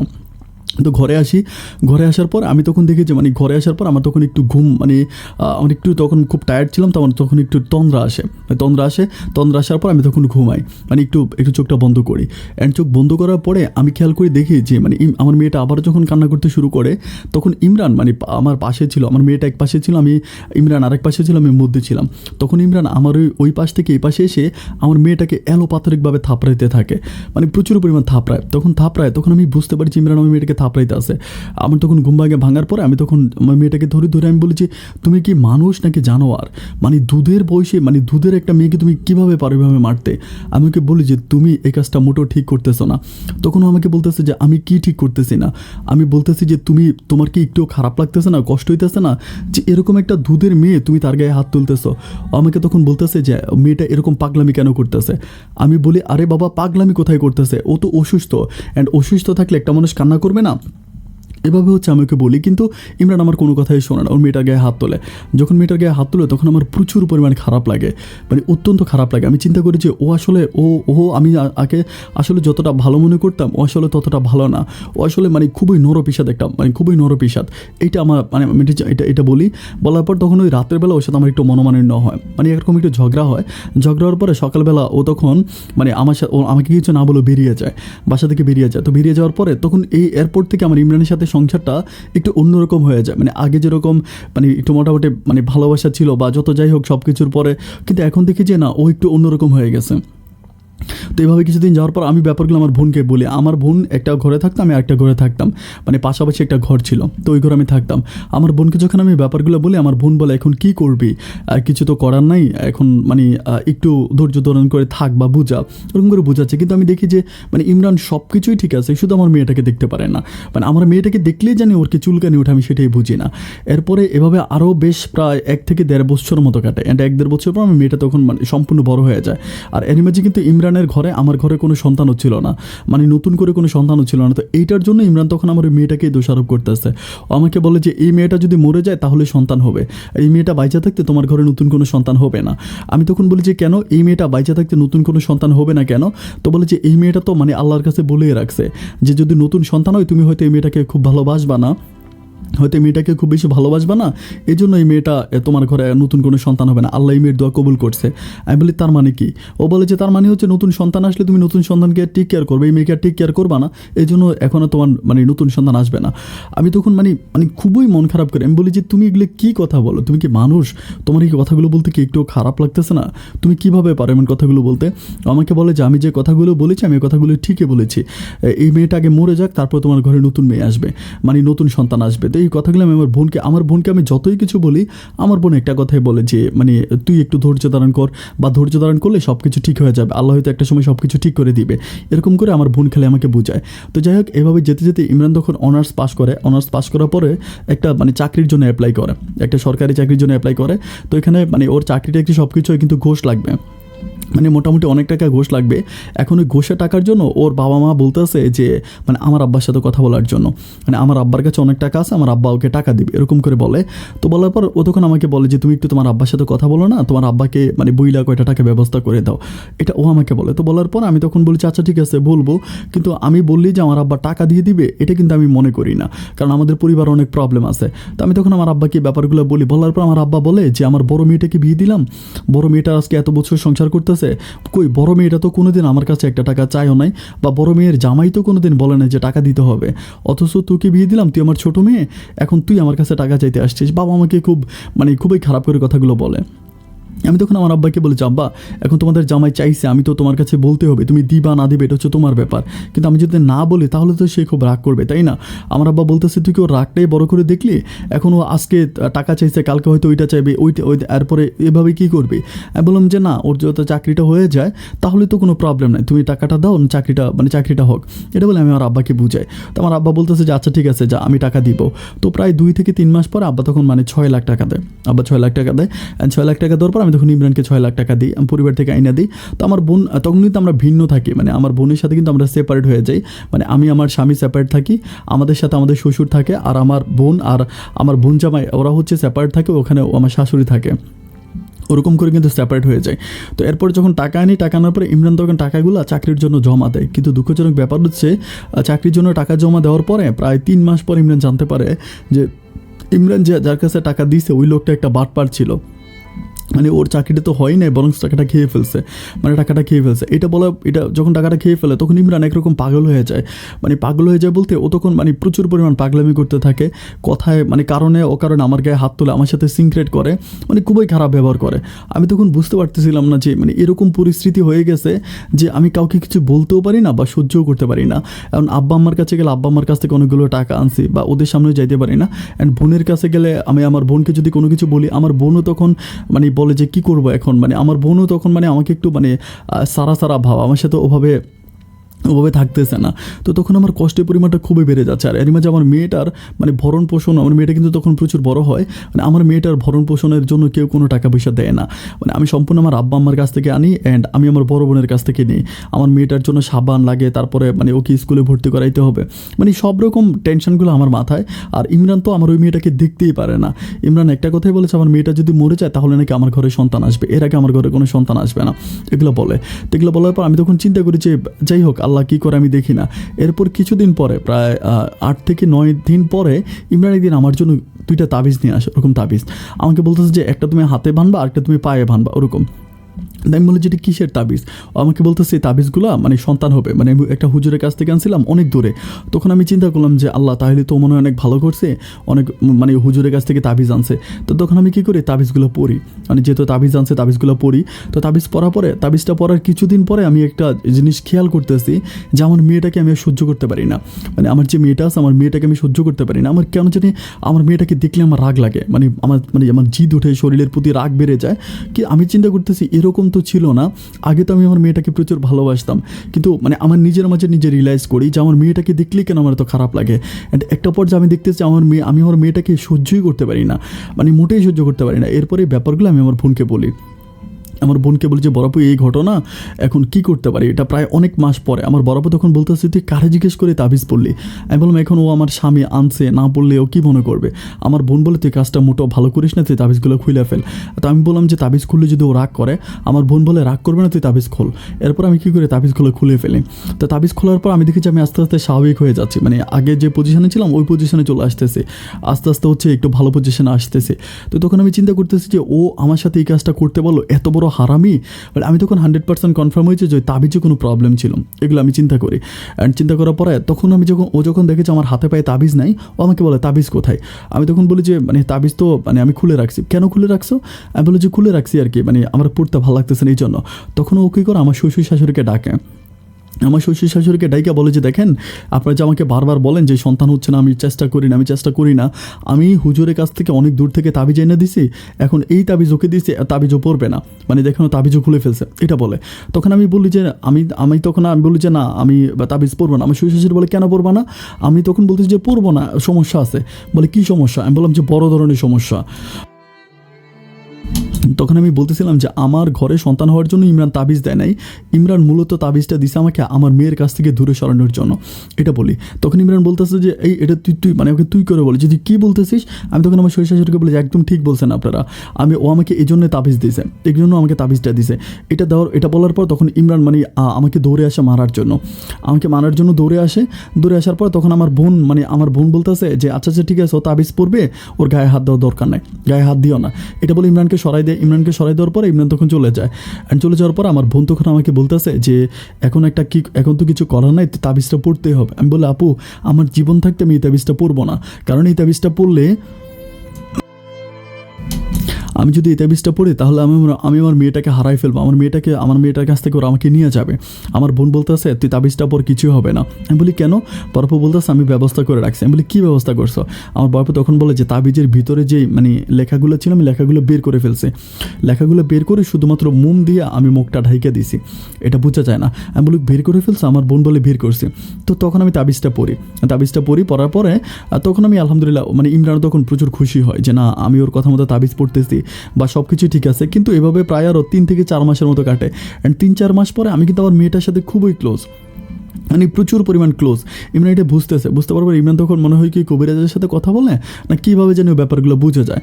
বুঝে যাওয়ার পর একদিন ও কী করে তাবিজগুলো খোলে, আমাকে বলে যে তাবিজগুলো পাল্টায় আনবো এটা বলে। তাই আমি বলি যে তাবিজ পাল্টায় আনবা কেন? ও বলে যে তাবিজ পাল্টায় আনবো। তো তাবিজগুলো খোলার পর ও তখন নিয়ে যায়। বিকেলবেলা আসার পর বাসায় এসে আমার সাথে প্রচুর পরিমাণ রাগারাগি করে, মানে প্রচুর পরিমাণ রাগারাগি, মানে আমাকে মারার জন্য যায়, তারপরে লাঠি নেয়, মানে প্রচুর পরিমাণ। আমি বলি যে এরকম কেন করতেছো? আমাকে বলে যে তুই তাবিজের ভিতরের এটা বের করছিস কেন, এটা কেন বের করছিস? আমি বলি যে কে বলে যে তাবিজ খালি কেন? আমি বললাম যে এটা আমি বের করি না, আমার মানে ও যখন আমাকে মারতে আসে আমি ওই মারার ভয়ে আমি তখন বলি যে আমার বোন বের করছে। আমি আমার বোনের নাম বলে ফেলি। আমার বোনের নাম বলে ফেলার পর ও তখন গিয়ে আমার বোনকে গালাগালি করে। ওইখানে গিয়ে আমার বোনকে গালাগালি করে। যখন আমার বোনকে গালাগালি করে তখন আমার মাঝে খুব খারাপ লাগে যে আমার বোনকেও কেন গালাগালি করবে। আমার বোনকে গালাগালি করে তখন খুব রাগ লাগে। আমি তখন ওকে বলি যে তুই আমার বোনকে গালি দিতেছস কেন? মানে তুই করে যখন সম্বোধন করে ওর সাথে একটু খারাপভাবে কথা বলি তখন ও কী করে আমাকে লাথি মারে, ওইখানে লাথি মারে, উঠানের মধ্যে লাথি মারে আমাকে ফেলে দেয়। ফেলে দেওয়ার পর আমার বোন যখন ধরতে আসে আমার বোনকে ধাক্কা দিয়ে ফেলে, ও আমাকে তখন ওই উঠানের মধ্যে খুব মারে। মানে এত পরিমাণ মার যে আমি বোঝাইতে পারবো না। আমার পুরো শরীরে একেবারে মায়ের দাগ ফালাই দেয়। তো মারার পরে আমি তখন মানে খুবই রাগ করে আমার আব্বাকে ফোন করি। আব্বাকে ফোন করার পর আমার আব্বা আম্মা তখন আসে। আসার পর আমি আমার আব্বাকে বলেছি আব্বা এই ঘটনা, এখন দেখো আমাকে এইভাবে মারছে, আমার মায়ের আমার পুরো শরীরে একদম দাগ ফালাই দিছে। তো আমার আব্বা বলতেছে যে একে তো আমার মেয়ের ঘরে সন্তান হচ্ছে না, ধৃত আমার মেয়েকে এভাবে মারা হয়, আমার মেয়েটার কপাল যখন ফুটছে আমার মেয়েটা আমার বাড়িতেই থাকুক। এটা বলে আমার আব্বা যখন আমাকে নিয়ে আসতেছে তখন ইমরান আমার আব্বাকে ধরে হাতে পায়ে ধরে যে আব্বা ভুল হবার হয়ে গেছে, আপনি ওরা মাফ করে দেন, মানে ওকে মাফ করে দেন, এরকম করে আমাকে বলতে থাকে। আমি তখন বলতেছি যে না আমি এই পরিবারে থাকবো না। আমি আমার আব্বাকে বলি, আমার আব্বা বলে যে যেহেতু ইমরান বলতেছে মা তুই থাক, ওরকম করে আমাকে বোঝা। আমি বলি যে তাইলে ও আমাকে এরকম করে কেন আমার সাথে এগুলো কেন করতেছে বা আমার উপরে এরকম টর্চারিং কেন করতেছে, ওরকম করে আমি আমার আব্বা আমাকে বলি। মানে ওদের টার্গেট মানে ইমরানের কথাই একটা যে আমার মেয়ের সাথে যদি আমি কথা না বলি ও তাহলে ভালো থাকো। বারবার বলে যে আমার মেয়েটাকে আমি আমার আব্বা আমাকে দিয়ে দেওয়ার জন্য, কিন্তু আমার কথা হচ্ছে আমি আমার মেয়েটাকে আমার আব্বা আমাকে দিব না, কারণ আমার মেয়ে তো কোনো দোষ করে নাই, আমার মেয়ে তো কোনো অন্যায় করে না, আমি কেন ওকে দিয়ে দিব? তো এরপরে এইভাবে দিনগুলো পার হচ্ছিল। কিন্তু আমি খেয়াল করে দেখি যে আমার আব্বাকে ম্যানেজ করে সেদিন আমার আব্বা আমাকে বিদায় করে দেয়। অ্যান্ড এরপর থেকে আমি যখন ওদের পরিবারে আসি মানে আমি দিনের পর দিন কেমন জানি খুবই উইক হয়ে যাচ্ছি, মানে প্রচুর পরিমাণ উইক হয়ে যায়, অনেক দুর্বল হয়ে যায়, মানে কথা বলতে পারি না কারোর সাথে, মানে আমার গালগুলো একদম ভেঙে গেছে, চোখ ঘরতে ঢুকে গেছে, মানে আমি খাবার দাবারে খাইতে পারি না। আমাকে কোনো খাবার দাবার দিলে আমি কোনো খাবার দাবার মুখেই নিতে পারি না, মানে প্রচুর পরিমাণ বিপাকে পড়ে যায়। তখন আমার আব্বা চিন্তা করতেছে যে আল্লাহ এই অবস্থাটা কীভাবে হইলো।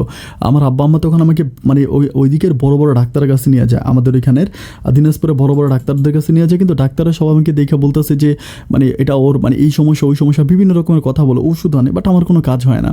এভাবে দিন পার হইতে আসে, প্রায় আরও 1 মাস কেটে যায়। 1 মাস পরে একদিন আমার মা তখন আমাকে মানে আমার শ্বশুর বাড়ি থেকে আমাকে নিতে আসার পর আমার মা বলতেছে তুই এখান থেকে চল, নিয়ে যাবে। তো আমার আমার শ্বশুর শাশুড়ি ইমরান বলতেছে যে কেন? মা বলতেছে যে আমার মেয়েটা অসুস্থ, আমি ওর বাড়িতে নিয়ে ট্রিটমেন্ট করবো, এটা বলে মা আমাকে তখন নিয়ে যায়। তো মা যখন আমাকে বাড়িতে নিয়ে যাওয়ার পর আমি তখন আমার আম্মার সাথে থাকতেছি। তো আমার আম্মার সাথে থাকতেছি পরে মানে ইমরান আমি তখন আমাদের বাড়িতে গেলে একটু সুস্থ হয়ে যাই, মানে একটু মোটামুটি সুস্থ হয়, আমার চুল ঠিক থাকে, মানে সব কিছুই ঠিক থাকে। কিন্তু ইমরানদের বাড়িতে আসলেই আমি অসুস্থ হয়ে যাই, মানে অসুস্থ যে এমনভাবে হই যেন একদম মরে যাবো, একদম মরার মতো হয়ে যায়। পরে আমি আমার বাড়িতে থাকতেছি, আমার আম্মা আমার টেক কেয়ার করতেছে, যত্ন করতেছে, কিন্তু ইমরান আমাকে ওইখানে থাকতে দিবে না। মানে প্রায় 10 দিন পরে ইমরান আমাকে নেওয়ার জন্য পাগল হয়ে গেছে, ও আমাকে এখান থেকে নিয়ে যাবে। আমার আম্মার সাথে খুব খারাপ ব্যবহার করতেছে যে আমার বউ আমার বাড়িতে থাকবে না, আপনার বাড়িতে থাকবে, এটা কেমন কথা, আমার সংসার কে দেখে, মানে ওরকম করে বলে। আমার মা বলতেছে যে ওর তো কোনো ছেলে মেয়ে নাই, তাহলে সংসার কি আর, তোমার তো কোনো সংসার নাই, ওরকম করে বলে। কিন্তু না, ইমরানের কথা হচ্ছে জানা ইমরান আমাকে ওখান থেকে নিয়ে যাবে, মানে ও আমার মার সাথে খুব খারাপ ব্যবহার করতেছে যে আমাকে নিয়ে যাবে। আমার মা তখন একটা পর্যায়ে বলতেছে যে কেন আমার মেয়েটাকে কেন নিবা, মেরে ফেলার জন্য? আমি তখন বলতেছি যে মা মেরে ফেলার জন্য মানে? পরে বলতেছে তোকে মারার জন্যই তো নিতে আসে। আমি বলি কেন? পরে বলতেছে তোর নামে তোর বাড়িতে ওই বাড়িতে বিভিন্ন জায়গায় তাবিজ করে রাখছে এই ছেলে, এটা বলে ইমরানের সামনে বলার পর আমি তখন মানে আমি অবাক হয়ে যাই, আমি যে কি মা এর কী বলতেছ? আমার মা বলে আমি ঠিক বলছি, তুই যে মইরা যাবে ওই বাড়িতে থাকলে তোরা মারার জন্য এখানে নিতে আসে। আমি তখন ইমরানকে বলি যে ইমরান আমার মাইগুলো বলে তোমার মা পাগল হয়ে গেছে, এটা বলে ইমরান তখন ওইখান থেকে চলে যায়। আমার মা তখন আমাকে কবিরাজের কাছে নিয়ে যায়। আমি তখন কবিরাজের সাথে কথা বলি, কবিরাজ আমাকে বলে যে হ্যাঁ। আমি বলি তাইলে কি মা তুমি এই জন্য আমাকে এখানে নিয়ে আসছো? আমার মা বলে হ্যাঁ, আমি তোকে এই জন্যই নিয়ে আসছি, কারণ আমি দেখতে পাচ্ছি যে ওরা তাবিজ দমন করে তোর মেরে ফেলবে, অ্যান্ড ওরা চাচ্ছে কোনোভাবে ওই মেয়েটাকে তোর কাছ থেকে সরাই দেওয়ার জন্য, মানে সরাই দিবে, এই জন্য ওরা এরকমগুলো করতে আসে। তো আমি তখন চিন্তা করছি আমি আর ওই পরিবারে যাবো না, আমি আমার বাবা মায়ের কাছে থাকবো। এভাবে প্রায় আরও 1.5 থেকে 2 মাসের মতো আমি পরিবারে থাকি। অ্যান্ড 1.5 থেকে 2 মাস পরে একদিন রাতের বেলায় হঠাৎ করে আমার আব্বা স্ট্রোক করে মারা যায়।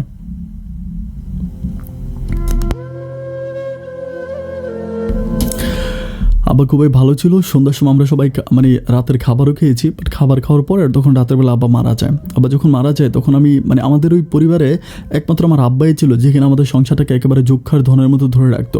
মানে আব্বা আমাদেরকে প্রচুর পরিমাণ ভালোবাসতো। তো আব্বা মারা যাওয়ার পরে আমি তখন প্রচুর পরিমাণ বিপাকে পড়ে যাই, মানে এত টেনশনে পড়ে যায় যে আব্বা মারা গেল। মানে আমি তখন আর আমার মানে আমার যে একটা গার্ডিয়ান, ওই গার্ডিয়ান বলতে আমার আর কেউ রইল না। আমার আব্বা ছিল আমার একমাত্র গার্ডিয়ান। তখন আব্বা মারা গেল। আব্বা মারা যাওয়ার পরে, আব্বা মারা যাওয়ার প্রায় 3 থেকে 3.5 মাস পরে হঠাৎ করে আমার বড় বোনের অবস্থা খুব খারাপ হয়ে যায়। মানে আমার বড় বোন অসুস্থ হয়ে যায়, মানে এত পরিমাণ অসুস্থ হয়ে যায় যে বড় বোন মানে একেবারে আমার মতো অবস্থা হয়ে যায়। আমি যেরকম হয়েছিলাম একেবারে সেম আমার মতো, মানে আমার মতো খাওয়া দাওয়া করে না, ঘুমায় না, মানে ওরকম আমার মতো হয়ে যায়, একদম চুল টুল। মানে আমার বড় বোনের মাথায় প্রায় 3 ভাগের 2 ভাগ চুল উঠে গেছে, মাথাটা একদম বেল্লু টাইপের হয়ে গেছে। আমার বড় বোনের দিকে তাকালে নর্মালি কোনো মানুষের কান্না চলে আসবে, এমন অবস্থা হয়ে যায়। আমার আব্বা মা তখন মানে আমার মা তখন চিন্তা করতেছে যে কী ব্যাপার, এরকম কেন হয়ে গেল। আমার মা তখন আমার বড় বোনকে নিয়ে দৌড়দৌড়ি করতেছে, আমাকে নিয়ে দৌড়দৌড়ি করে। আমি তখন মোটামুটি সুস্থ থাকি। আমি তখন ঠিক থেকে আমার বড় বোনের অবস্থা খারাপ হয়ে যায়, মানে এত খারাপ হয় যে মানে আমি কি বলবো, ঠিক আমার বড় বোন মারাই যেতে পারে। তো আমার মা কিন্তু, তো আমার বড় বোনের ঘরে কিন্তু ছেলে আছে, মানে 2টা ছেলে সন্তান আছে, এটা আমার বড় বোনের ঘরের সন্তান। কিন্তু কোনোভাবে আমার বড় বোন ওই পরিবার থেকে আসতে চায় না, মানে এত অসুস্থ হয়ে গেছে বা এত কিছু হয়েছে যে ওইখান থেকে চলে আসবে। ওইখান থেকে আসলে হয়তো মা অন্য কোথাও নিয়ে ট্রিটমেন্ট করবে। যতভাবেই মা ট্রাই করে আমার বড় বোন ওই পরিবার থেকে আসবে না। আমার মা মানে প্রচুর করে আমার বড় বোনের সাথে, আমার বড় বোন ওই পরিবার থেকে যাবেই না। আমার বড় বোনের কথা হচ্ছে যে আমি মরলে আমার স্বামীর বাড়িতে মরবো। কিন্তু আমার বড় বোন কেন আসতে চান আমার মা সেটাও বুঝে না, মানে কেন আসে না। পরে আমার মা আমাকে যে কবিরাজের কাছে নিয়ে গেছিলো সেম কবিরাজের কাছে যায়, গিয়ে আমার মানে আমার মাকে বলি যে মা দেখো, ওরা যদি আমার নামে তাবিজ করতে পারে আমার বোনের নামেও করতে পারে, তুমি আমার বোনের নামে যেহেতু হয়তো করতেও পারে, তুমি একটু কবিরাজের সাথে কথা বলো। আমার মা তখন কবিরাজের সাথে কথা বলার পরে কবিরাজ ওই সেম কথাটাই বলে যে হ্যাঁ, আপনার ওই বড় মেয়েকে তাবিজ করছে, কিন্তু আপনার বড় মেয়েকে তাবিজ করছে তার শাশুড়ি, এবং এটা এমনভাবেই করছে যে আপনার বড় মেয়েকে আপনি ওইখান থেকে আনতেও পারবেন না। আপনার বড় মেয়েকে আপনি ওইখান থেকে আনতে পারবেন না যতদিন না পর্যন্ত মানে ওই তাবিজের পাওয়ার থাকবে, সে মারা যাবে ওইখানে, তাকে আনতে পারবেন না। তখন আমার মা এত পরিমাণ কান্নাকাটি করে যে আল্লাহ, আমার একটা মেয়ে তো এইভাবে আমার স্বামীটা মারা গেল আর আমার এই মেয়েটাকে মেরে ফেলতো, আমার বড় মেয়েটাকে মেরে ফেলবে। আম্মা তখন খুব কান্নাকাটি করে। তখন কবিরাজ আমার মাকে বলে যে আমি একটা তাবিজ পরাই দিই, আপনি গোপনে গিয়ে আপনার মেয়ের মানে ডান পায়ে তাবিজটা পরান। এই তাবিজটা পরাইলে আপনার মেয়ে তখন মানে আপনার প্রতি টান বাড়বে বা আপনার সংসারে চলে আসবে। আমার তখন মা তখন ওই কবিরাজের থেকে তাবিজ জানার পর আমি মাকে বলি যে মা, তুমি তাবিজ পরে আমার বোনটা আনা লাগবো কেন? আমরা জোর করে আমার বোনটা ওই বাড়ি থেকে নিয়ে আসবো, আমরা জোর করে নিয়ে আসবো, তাই না? এটা বলি। তখন বলার পর আমার মা বলতেছে যে জোর করে আনবি? আমি বলি হ্যাঁ, জোর করে নিয়ে আসবো। ও আসবে না কেন, তুমি আমার সাথে চলো। এরপর আমি আমার বোন আর আমার মা মিলে তার পরের দিন আমার শ্বশুর বাড়িতে আসি। আসার পর আমার বোন আসতে চান, আমরা একেবারে ওর ঘরটো সব কিছু ধাক্কা মানে ওর ছেলেগুলোর নিয়ে ওর একরকম জোর করে সিঞ্জের মধ্যে উঠে নিয়ে আসি। ওই দিন হচ্ছে আমার শ্বশুরও ঘরে ছিল না, আমার ধুলাবাইও ছিল না, এবং হচ্ছে আমার শ্বশুর শাশুড়ি ছিল, তারা দিচ্ছিল না। আমি তখন জোর করে নিয়ে আসি, জোর করে আমার বোনকে এখানে নিয়ে আসি। বাট আমাদের বাড়িতে আনার পরও আমার বোনের একই অবস্থা, মানে এত ক্রিটিক্যাল অবস্থা যে আমার বোন চোখে মেলতে পারে না, খাবার দাবার খাইতে পারে না, ঘুমাইতে পারে না, মানে এমন অবস্থা। মা ডাক্তার কবিরাজ কোনো কিছুই বাকি রাখে নাই, বিভিন্ন ডাক্তারদের কাছে নিয়ে গেছে, কবিরাজের কাছে নিয়ে গেছে, বাট ওই ডাক্তার কবিরাজ কোনো কিছুই করতে পারতেছে না। ডাক্তার কবিরাজের কথাই একটা যে মানে অবস্থা খুবই খারাপ, মানে একেবারে চোখে মেলতে পারে না। পরে আমার মা বিভিন্ন লোকদের সাথে কথা বলে, বিভিন্ন লোকের সাথে কথাবার্তা বলার পর আমার মা একটা কলকাতার একটা কবিরাজ পায়, মানে কলকাতার একটা কবিরাজ আছে। ওই কবিরাজটা যখন আসে আমাদের বাংলাদেশে আসে, ওই কবিরাজের কাছে মানিয়ে যায়। তো কবিরাজ আমার বোনকে দেখে বলতেছে যে আমার বোনের উপরে মানে শিং মাছ দিয়ে আমার বোনকে তাবিজ করা হয়েছে, মানে শিং মাছের মাংস দিয়া নাকি তাবিজ করা হয়েছে। এটা নাকি খুবই মারাত্মক, আমার বোন আস্তে আস্তে একেবারে নিস্তেজ হয়ে তারপরে মারা যাবে, এটা বলে। তো তখন আমার মা মানে খুবই কান্নাকাটি করে, তখন আমিও খুব কান্নাকাটি করি যে আমার বোনের অবস্থা এতটা খারাপ হয়ে গেল, এটা যে কোনো সময় মারাও যেতে পারে, মানে খুবই ক্রিটিক্যাল অবস্থা। এমন হয় যে মানে ওর শরীরের মানে হাড্ডিগুলো দেখা যাচ্ছে, এত খারাপ অবস্থা হয়ে যায়। পরিশেষে আমার মা তখন ওই কবিরাজ তখনই মানে চলে যায়, কলকাতাতে চলে যায়। আমার মা কলকাতাতে কবিরাজের সাথে কথা বলার পর ওই কবিরাজ বলতেছে যে আপনারা কলকাতাতে নিয়ে আসেন ওকে, মানে ওইখানে রেখে ট্রিটমেন্ট করতে হবে। আমি তুই বাংলাদেশে যাই রুগী দেখে চলে আসি, এখানে থাকি না, আপনারা কলকাতাতে আসেন। কলকাতাতে আসলে আমি তখন ওকে এখানে রেখে ট্রিটমেন্ট করবো, এটা হচ্ছে কলকাতার কবিরাজ বলার পর আমার মা তখন বলতেছে যে আমি কি এই কাজটা করবো, তুই কি বলিস? আমি তখন বলি যে মা এখন আমি কি বলবো, কারণ আমি তো কিছু বুঝতে পারতেছি না। মানে আমার আসলে আমি নিজেও তখন প্রচুর পরিমাণ বিপাকে পড়ে যাই, কি মানে কাকে কি বলবো, আমার বোনকে কি বলবো না আমার মাকে কি বলবো ঠিক বুঝতে পারতেছিলাম না। তো তখন আমি আমার মাকে বলি যে কবিরাজ যদি বলে যে ইন্ডিয়াতে গেলে তুমি ওর ট্রিটমেন্ট করতে পারবা, তাহলে তুমি ইন্ডিয়াতে যাও, কারণ আমার বোনকে তো বাঁচাইতে হবে, তাই না? আমি তো বাংলাদেশে ওরকম কোনো ভালো কবিরাজ পাইলাম না। পরে আমার বোন করে কি আমার মাকে নিয়ে ওই ইন্ডিয়াতে যায়। তো ইন্ডিয়াতে আসলে বৈধভাবে যাইতে পারে না, বৈধভাবে কাগজপত্রের জন্য আমরা অনেক ট্রাই করি ভিসা টিসার জন্য, বাট ওভাবে ভিসা টিসা কোনো কিছুই প্রসেস করতে পারি না। কোনো কিছু প্রসেস করতে না পারার পরে তখন আমার মা অবৈধভাবে আমাদের ইন্ডিয়াতে ঢোকার জন্য বর্ডার আছে, আমাদের এলাকা দিয়ে বর্ডার আছে ওই, কারণ আমাদের এলাকাটা এরকম একটা এলাকা যে ইন্ডিয়া এবং মানে বাংলাদেশের বর্ডার একটু কাছাকাছি, মানে আমরা ইন্ডিয়াতে যে কোনো সময় ঢুকতে পারি। ওইখানে কোনো তার কাটারও তেমন কোনো বেড়া নাই, মানে তার কাটাও নাই। তো তখন আমার মা ওই দিক দিয়ে ওকে নিয়ে ঢুকে যায়। যদি আমি প্রথমে ট্রাই করেছিলাম যে মানে বৈধভাবে পাঠানোর জন্য, কারণ দেখা যায় ওইখানে ট্রিটমেন্টের জন্য যাবে, পুলিশ ধরবে, পাসপোর্ট বা এটা সেটা চেক করবে, এই জন্য আমি চেষ্টা করছি ওভাবে নেওয়ার জন্য। কিন্তু দেখি যে ওভাবে যখন হয় না, তখন আমি অবৈধভাবে আমার মাকে আর বোনকে পাঠাই দিই। এখন মার বোনকে যখন আমি ইন্ডিয়াতে পাঠাই দিই, আমার মা বোন ইন্ডিয়াতে যায়, আমি তখন আমার মেয়েটাকে নিয়ে আমার এখানে থাকি। কিন্তু দুঃখজনক ব্যাপার হচ্ছে আমার মা ইন্ডিয়াতে যাওয়ার প্রায় 8 থেকে 9 দিন পর্যন্ত আমার সাথে কথা হয়। এরপরে আমার মা যে সিম কার্ডটা নিয়েছিল ওইখানে ওই সিম নাম্বারটা বন্ধ। আমি তখন যত আমার মায়ের নাম্বারে ট্রাই করি, আমার মায়ের নাম্বারটা বন্ধ। মানে তখন বুঝতে পারতেছিলাম না যে মায়ের নাম্বার বন্ধ কেন। আর এরই মাঝে আমার স্বামী অথবা আমার বোন জামাই, ওরা আমার শ্বশুর শাশুড়ি, তারা কিন্তু আর আমাদের এদিকে আসতেছে না, মানে আমাদের এদিকে তাদের আর কোনো খোঁজখবর নেই, তারা তাদের মতো করে আছে। পরে ইন্ডিয়াতে যাওয়ার পরে আমার মায়ের যখন কোনো খোঁজখবর নেই, আমি তখন বুঝতে পারতেছিলাম না যে কী ব্যাপার, মানে হঠাৎ করে মা এভাবে উধাও কেন হয়ে গেল, মানে কোনো খোঁজখবর নাই, মানে ফোন টোনও নাই। প্রায় 1 সপ্তাহ কেটে যায়। 1 সপ্তাহ পর আমি তখন পাগলের মতো হয়ে যাই। পাগলের মতো হয়ে যাওয়ার পরে যে কবিরাজটা যে বাড়িতে আসতো, ওই বাড়িতে গিয়ে আমি কবিরাজের ঠিকানা নেই, মানে কবিরাজের বাড়ির ঠিকানা নেই। ঠিকানা নেওয়ার পর আমি তখন ওই কবিরাজের বাড়ির ঠিকানা নেওয়ার পর আমি তখন ওই কবিরাজের বাড়িতে যাই। আমি তখন নিজেও অবৈধভাবে ওই কবিরাজের বাড়িতে যাই। কবিরাজের বাড়িতে যাওয়ার পরে কবিরাজকে গিয়ে জিজ্ঞেস করি আমার মার বোনের কথা। আমি বলি যে এই ঘটনা, বাংলাদেশ থেকে আসছিল ট্রিটমেন্টের জন্য, আপনার সাথে কথা হয়েছে, সব কিছু বলি। বলার পরে আমার ওই কবিরাজ বলতেছে আমার মা আর আমার বোনকে নাকি পুলিশে ধরে নিয়ে গেছে। আমাকে বলতেছে যে ইন্ডিয়ান পুলিশ আপনার মা আর আপনার বোনকে ধরে নিয়ে গেছে। তো আমি বললাম যে কীভাবে? পরে বলো যে অবৈধভাবে আসছে, মানে ভিসা পাসপোর্ট কিছুই নাই। তো আমিও তো এখানে অবৈধভাবে আসছি। আমি তখন চিন্তা করি আল্লাহ আমাকে তো যে কোনো সময় ধরতে পারে। এটা আমি তখন বলি যে ধরে কই নিয়ে গেছে, আপনি কি কিছু জানেন? উনি বলে যে না, শুধু এটুকুন জানি যে ওনাদেরকে রাস্তার মধ্যে ধইরা, মানে পাসপোর্ট চেক করতে গিয়া ধরে ওদেরকে পুলিশে নিয়ে গেছে। তো আমি চিন্তা করি পুলিশে নিয়ে গেলে তো এতদিন থাকার কথা না, মানে এতদিন তো থাকতে পারবে না, পুলিশ হয়তো 2-3 দিন রাইখা বা বাংলাদেশে পাঠাই দিবে এরকম। তো তখন আমি খুঁজতেছি, মানে আমি আমার বোনদের আর আমার মায়ের কোনো খোঁজ খবরে পাই না।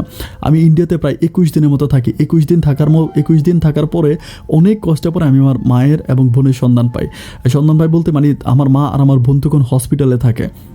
মানে ইন্ডিয়া থেকে বের হয়, মানে থানা থেকে বের হওয়ার পরে কীভাবে জানি বের হয়, আমার মাকে আর এটা আমি জিজ্ঞেস করি নাই। থানা থেকে বের হওয়ার পরে আমার বোনের অবস্থা খুব খারাপ হয়ে যায়, মানে একদম মারা যাওয়ার মতো অবস্থা হয়ে যায়। তখন ইন্ডিয়ার একটা হসপিটালে আমার বোনকে আমার মা ভর্তি করায়, হসপিটালে ভর্তি করে ওখানে আমার মা ট্রিটমেন্ট করায়। তো মায়ের অবস্থা, মা আর বোনের দিকে তাকে আমার তখন খুবই কান্না আসতেছে। আমি তখন চিন্তা করতেছি আল্লাহ আমাদের পরিবারটা এরকম হয়ে গেল। আমার মা দেখতে কিন্তু অনেক সুন্দর ছিল, অনেক মোটা ছিল, আমার মা একেবারে শুকিয়ে একদম হাড্ডি হয়ে যায়। আর আমার বোনের কথা বলে তো লাভই নাই। আর তখন আমি কী করবো, আমার মেয়েটা আছে, আমি আমার মেয়েটাকে নিয়ে কখনো এখানে কখনো সেখানে মানে বিভিন্নভাবে করতেছি। আর আমার বোনের যে 2টা ছেলে ছিল তাদেরকে আমি মানে বাংলাদেশে রেখে আসছি, তাদেরকে বাংলাদেশে আমি আমাদের ঘরে রেখে, কারণ তারা বড় হয়েছে, তারা দুজন অনেক বড় হয়েছে, এখানে রেখে আসি। তো রেখে আসার পর আমি তখন ইন্ডিয়াতে আমার বোনের ট্রিটমেন্ট করে ওইখান থেকে আবার আমরা কবিরাজের বাড়িতে যাই। কবিরাজের বাড়িতে যাওয়ার পরে ওই কবিরাজের বাড়িতে আমরা প্রায় 1.5 মাসের মতো থাকি। 1.5 মাস থাকার পরে কবিরাজ মানে তাবিজের পাওয়ারটাও সব কিছু কেটে মোটামুটি আলহামদুলিল্লাহ সব কিছু সুস্থ করে আমার বোনকে দেয়। তো এত সময় লাগে প্রায় 1.5 মাসের মতো। তো 1.5 মাস থাকার পরে ওইখান থেকে 1.5 মাস পরে আমি আমার বোনকে আর আমার মাকে নিয়ে আমরা তখন বাংলাদেশে ফিরে আসি। কিন্তু সবচেয়ে দুঃখজনক ব্যাপার হচ্ছে যখন বাংলাদেশে ফিরে আসার পর আমরা দেখতে পাই যে আমাদের ঘর বাড়ি মোটামুটি সব কিছু দখল হয়ে গেছে। মানে আমাদের বাড়ির চারপাশে দেওয়াল উঠে গেছে এবং আমাদের বাড়িগুলোকে ভেঙে একেবারে মানে ওইখানে একরকম মানে এটা একদম পুরো দখলে চলে গেছে। আমি তখন চিন্তা করতেছি যে আমার বাড়ি এভাবে দখল কে নিয়ে গেল, মানে তখন বুঝতে পারতেছিলাম বাড়ি দখলে কে নিল। তো গ্রামের মানুষের সাথে বিভিন্ন মানুষদের সাথে কথা বলি, তখন জানতে পারি যে আমার শ্বশুর, তারপর আমার স্বামী, আমার বড় বোনের স্বামী, আমার স্বামী এই কাজটা করছে। তখন আমি চিন্তা করি যে এটা কেমন কথা। আমি তখন আমার এলাকার মানে যে চেয়ারম্যান আছে চেয়ারম্যানের কাছে যাই, বলি যে এই ঘটনা। তো চেয়ারম্যান বলতেছে যে তোমাদের জায়গা নাকি তোমরা তাদেরকে দিয়ে দিছো, তোমাদের স্বামীদেরকে লিখে দিছো। আমি বলি যে আমার বাবা মারা গেছে অ্যান্ড আমার সম্পত্তির ভিতরে তো আমার মায়ের মালিক আছে, আমরা কীভাবে সম্পত্তি লিখে দিই। তখন উনি বলে যে না, ওরা তো দলিল দেখাইছে। আমি বলি কী দলিল? পরে আমি জানতে পারি যে ওরা জাল দলিল বের করে, মানে আমার স্বামী আর আমার দেবর মিলে, মানে আমার স্বামী আর আমার বড় বোনের স্বামী মিলে তখন তারা জাল দলিল বের করে। জাল দলিল বের করে তারা আমাদের জায়গাগুলো একদম সব কিছু ক্রপ করে নেয়, মানে কোনো কিছুই থাকে না, ঘর বিটা থেকে শুরু করে সব কিছু। আমি তখন বলেছি এটা কেমন কথা। আমি তখন চেয়ারম্যান মেম্বার তারপরে বিভিন্ন জায়গায় যাচ্ছিলাম, কিন্তু এর মাঝে আমি বুঝতে পারি যে চেয়ারম্যানকে কত বিঘা জায়গা নাকি আমার স্বামী আর আমার বড় বোনের স্বামী তারা কন্ট্রাক্ট করে। চেয়ারম্যানকে এত বিঘা জায়গা দিয়ে দিবে, তো চেয়ারম্যান ওনাদের পক্ষে থাকবে। তো চেয়ারম্যান মেম্বার থেকে শুরু করে মোটামুটি সবাই আমাদের জামাই আর আমার বড় বোনের জামাইয়ের পক্ষে। আমি তখন বিভিন্ন জায়গায় যাই, মানে থানাতে যাই, মামলা পর্যন্ত করি, অনেক কিছু করি, শেষ পর্যন্ত ওইখানে থাকার কোনো স্কোপ নাই। আমরা বাড়িতে গেলে আমাদেরকে প্রচুর পরিমাণ মারা হয়, মানে এত পরিমাণ মারা হয় যে আমরা বাড়ির আশেপাশে ঢুকতে পারি না, মানে এত পরিমাণ মারা হয়। তো আমি তখন চিন্তা করছি এটা কেমন কথা। মানে আমি বলি যে ঠিক আছে তাহলে তুমি আমাকে ছাইরা দাও। আমি আমার স্বামীকে বলি, ও আমাকে ছাড়ে না। আমার বোনও বলে যে ঠিক আছে তুমি আমাকে ছেড়ে দাও। আমার বোনের স্বামীও কিন্তু আমার বোনকে ছাড়ে না, তারা ছাড়বেও না, তারা এভাবে অত্যাচার করে। অ্যান্ড এভাবে অত্যাচার করে আমার মেয়েটাকে মারে। তারপরে যে 2টা ছেলে আছে ওই ছেলেগুলোর উপর তারা অত্যাচার করে, তাদের বংশের ছেলে, তাদেরই ছেলে, অথচ তাদের ছেলের উপর তারা হাত তোলে। অ্যান্ড এত পরিমাণ মানে একটা পর্যায়ে এমন হয়েছে যে ওই গ্রামে থাকার আমাদের কোনো অবস্থা নাই। আমরা আমাদের বাড়িতে তো থাকতে পারি না, আশেপাশে কোনো বাড়িতে গেলে সেই বাড়িতেও আমাদের উপর অত্যাচার করা হয়। মানে এত পরিমাণ অত্যাচার করে যে রাতের বেলায় আমাদেরকে মারার জন্য আসে। চেয়ারম্যান মেম্বার থেকে শুরু করে আমি থানাতে পর্যন্ত কমপ্লেন জানাইছি, বাট থানা থেকেও আমাদেরকে কোনো রকম সাহায্য সহযোগিতা করে নাই। সবশেষ আমার আম্মা একেবারে নিরুপায় হয়ে আমার মা তখন আমার 2 বোনকে আর আমার বড় বোনের 2টা ছেলে আর আমার একটা মেয়েকে নিয়ে সবাইকে নিয়ে আমরা তখন আমাদের খালাম্মার বাড়িতে চলে আসি। আমার খালাম্মার বাড়িতে আমাদের গ্রাম থেকে অনেক দূরে আমার প্রায় অনেক দূরে আমার খালাম্মার বাড়িতে আসি। তো খালাম্মার বাড়িতে আসার পরে আজ থেকে পর্যন্ত খালাম্মার বাড়িতে আছি। তো খালাম্মার বাড়িতে আছি প্রায় এটা 1 বছরের কাছাকাছি হয়ে গেছে। আমরা আজ পর্যন্ত আমাদের জায়গা সম্পত্তির কোনো কিছুই করতে পারি নাই। আইনিভাবে অনেক চেষ্টা করছি, অনেক কিছু করছি, অনেক মানুষের কাছে কিছু, অনেক টাকা পয়সা নষ্ট করছি, কিন্তু কোনোভাবে কেউ আমাদেরকে বিন্দু পরিমাণ হেল্প করে নাই। আমরা এখন এমন একটা পরিস্থিতিতে পড়ে আছি, না বাঁচতে পারতেছি না মরতে পারতেছি। আমার মা আর আমার বোনের কথা চিন্তা করতে করতে আমার মা প্রায় মরে যাওয়ার মতো অবস্থা। আপন ভাই, আপনার জীবনের গল্পগুলো আমরা পরিবারের সবাই মিলে শুনি, আমরা সবাই মিলে আপনার গল্পগুলো শুনে খুব ভালো লাগে। ভাই, আমার এই কথাগুলো আপনাকে বললাম, যদি পারেন আমার এই কথাগুলো আপনি রেকর্ড করবেন, আমার কথাগুলো মানুষকে জানাবেন, আর যদি পারেন আমার জন্য একটু সাহায্য সহযোগিতা করবেন। এটা আমার ফোন নাম্বার, একটু ফোন করবেন ভাই। আর আমার মা আপনার খুব পাগল একটা ভক্ত। আমার মা ভাত খাইলে খাক, না খাইলে নাই, কিন্তু প্রতিদিন আপনার জীবনের গল্পগুলো শোনে। আমার মার সাথে একটু কথা বললে আমার মা খুব খুশি হবে। ভাই, আপনি অনেক ভালো থাকবেন। আসসালামু আলাইকুম।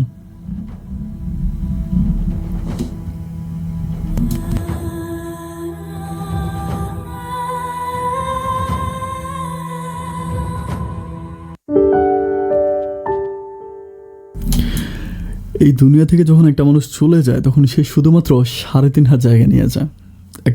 এই পৃথিবীতে একটা মানুষের 3.5 হাত জায়গা হলেই চলে, এর চেয়ে বেশি লাগে না। কারণ সবশেষে যাওয়ার সময় 3.5 হাত জায়গায় নিয়ে যায়, এর চেয়ে বেশি নিতে পারে না। কিন্তু আমাদের এই সমাজে এমন মানুষ খুঁজে পাওয়া মুশকিল, এমন মানুষ খুঁজে পাওয়া খুবই কষ্টকর যার কিনা 3.5 হাত জায়গা নাই। মানে একেবারে বিঘায় জায়গা থাকার পরও আমাদের এই সমাজে, আপনি থানার ভিতরে যান, কোর্টে যান, বা যত জায়গায় যান, আপনি খুব খেয়াল করে দেখবেন যে বেশিরভাগ মামলা মোকদ্দমা খুন এগুলো হয়ে থাকে শুধুমাত্র জায়গা সম্পত্তি সংক্রান্ত কারণে। একেবারে গতকালকেও আমি একটা নিউজ দেখেছিলাম, যে তাও নোয়াখালীর এক ঘটনা। ওই যে আপনি হয়তো অনেকেই টিভিতে নিউজটা দেখেছেন, যে মানে একটা কিশোরকে দিয়ে 2 লাখ টাকা কন্ট্রাক্ট করে মানুষটাকে মেরে ফেললো। মানে আপন বাতিজা হয়ে চাচাকে মারলো শুধুমাত্র সম্পত্তির জন্য। সামান্য সম্পদ, মানে সম্পত্তির ভাগাভাগি বন্টন নিয়ে তারপর চাচাকে মেরে ফেললো, আপন চাচা। তো বন্ধুগণ, আমি একটা ব্যাপার ঠিক বুঝতে পারিনি যে মানুষ, আমি আসলে সত্যিকার আমি যে স্টোরিগুলো পাই, ফ্যামিলিগত যে ফ্যামিলি স্টোরিগুলোর ভিতরে মেজরিটি পার্সেন্ট পেয়ে যায় শুধুমাত্র জায়গা সম্পত্তি সংক্রান্ত সমস্যা। জায়গা সম্পত্তি নিয়ে হয়তো স্বামীর সাথে স্ত্রীর বিদ্বেষ, বা স্ত্রীর সাথে স্বামীর, বা শ্বশুরের সাথে শাশুড়ির, এরকম জায়গা সম্পত্তিগুলো নিয়ে হয়ে থাকে। আমি আল্লাহর কাছে শুকরিয়া আদায় করি যে আল্লাহ আমাকে অনেক বেশি সম্পদ দেয় নাই, অনেক বেশি সম্পদ আল্লাহ আমাকে দেয় নাই, যার জন্য আমি ভালো আছি। অনেক বেশি টাকার এই দুনিয়াতে আমি একটা কথা বলবো যে এই দুনিয়াতে আল্লাহ অনেক বেশি টাকা না দেখ, আপনাকে মিডল পর্যায়ে রাখুক, আপনি অনেক ভালো থাকবেন। অনেক বেশি টাকা দিবে আপনি ঘুমাইতে পারবেন না, অনেক টাকা কম দিবে আপনি মানে অভাবে থাকতে পারবেন না, মানে মিডল পর্যায়ে থাকাই দুনিয়াতে ভালো। অনেকে বলে যে মধ্যবিত্ত সমাজের একটা বোঝা, মানে মধ্যবিত্তরা সবসময় মানে কষ্টে পায়। আমি বলি যে না, মধ্যবিত্ত ফ্যামিলির সন্তানগুলোই সবসময় ভালো থাকে, এবং মধ্যবিত্ত ফ্যামিলিটা একটা এলিট ফ্যামিলি, ভদ্র ফ্যামিলি। আমার কাছে মনে হয় মধ্যবিত্ত ফ্যামিলিকে রেসপেক্ট হইও, মধ্যবিত্ত ফ্যামিলিকে ভালোবাসি মন থেকে। আর মধ্যবিত্ত ফ্যামিলিতে ওরকম প্রবলেমগুলো হয় না যে প্রবলেমগুলো আমি ম্যাক্সিমাম নিম্নবিত্ত বা হচ্ছে উচ্চবিত্ত পরিবারের মাঝে খুঁজে পাই।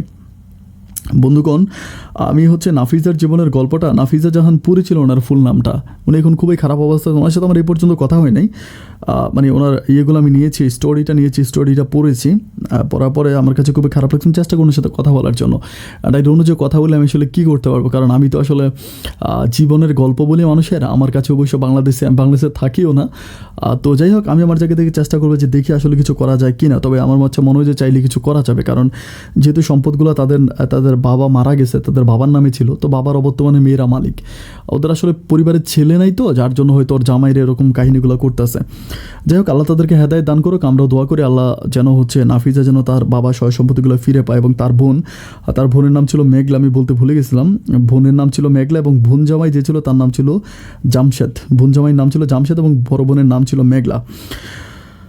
ভালো থাকুক এই পরিবারের মানুষগুলো, আল্লাহ সবাইকে সুস্থ করে দেখ, সবাইকে বোঝার মতো তৌফিক দান করুক, সেই শুভকামনায় আজকের মতো আমি আপন এখানে বিদায় নিচ্ছি। অন্য কোনো দিন অন্য কারো জীবনের গল্প নিয়ে, জীবনের গল্প এই অনুষ্ঠানে আমি আবারও হাজির হয়ে যাব। এই পর্যন্ত সবাই ভালো থাকবেন আর সুস্থ থাকবেন, এই সুস্থ থাকার প্রত্যাশা আমি আজকের মতো এখানে বিদায় নিচ্ছি। আল্লাহ হাফেজ।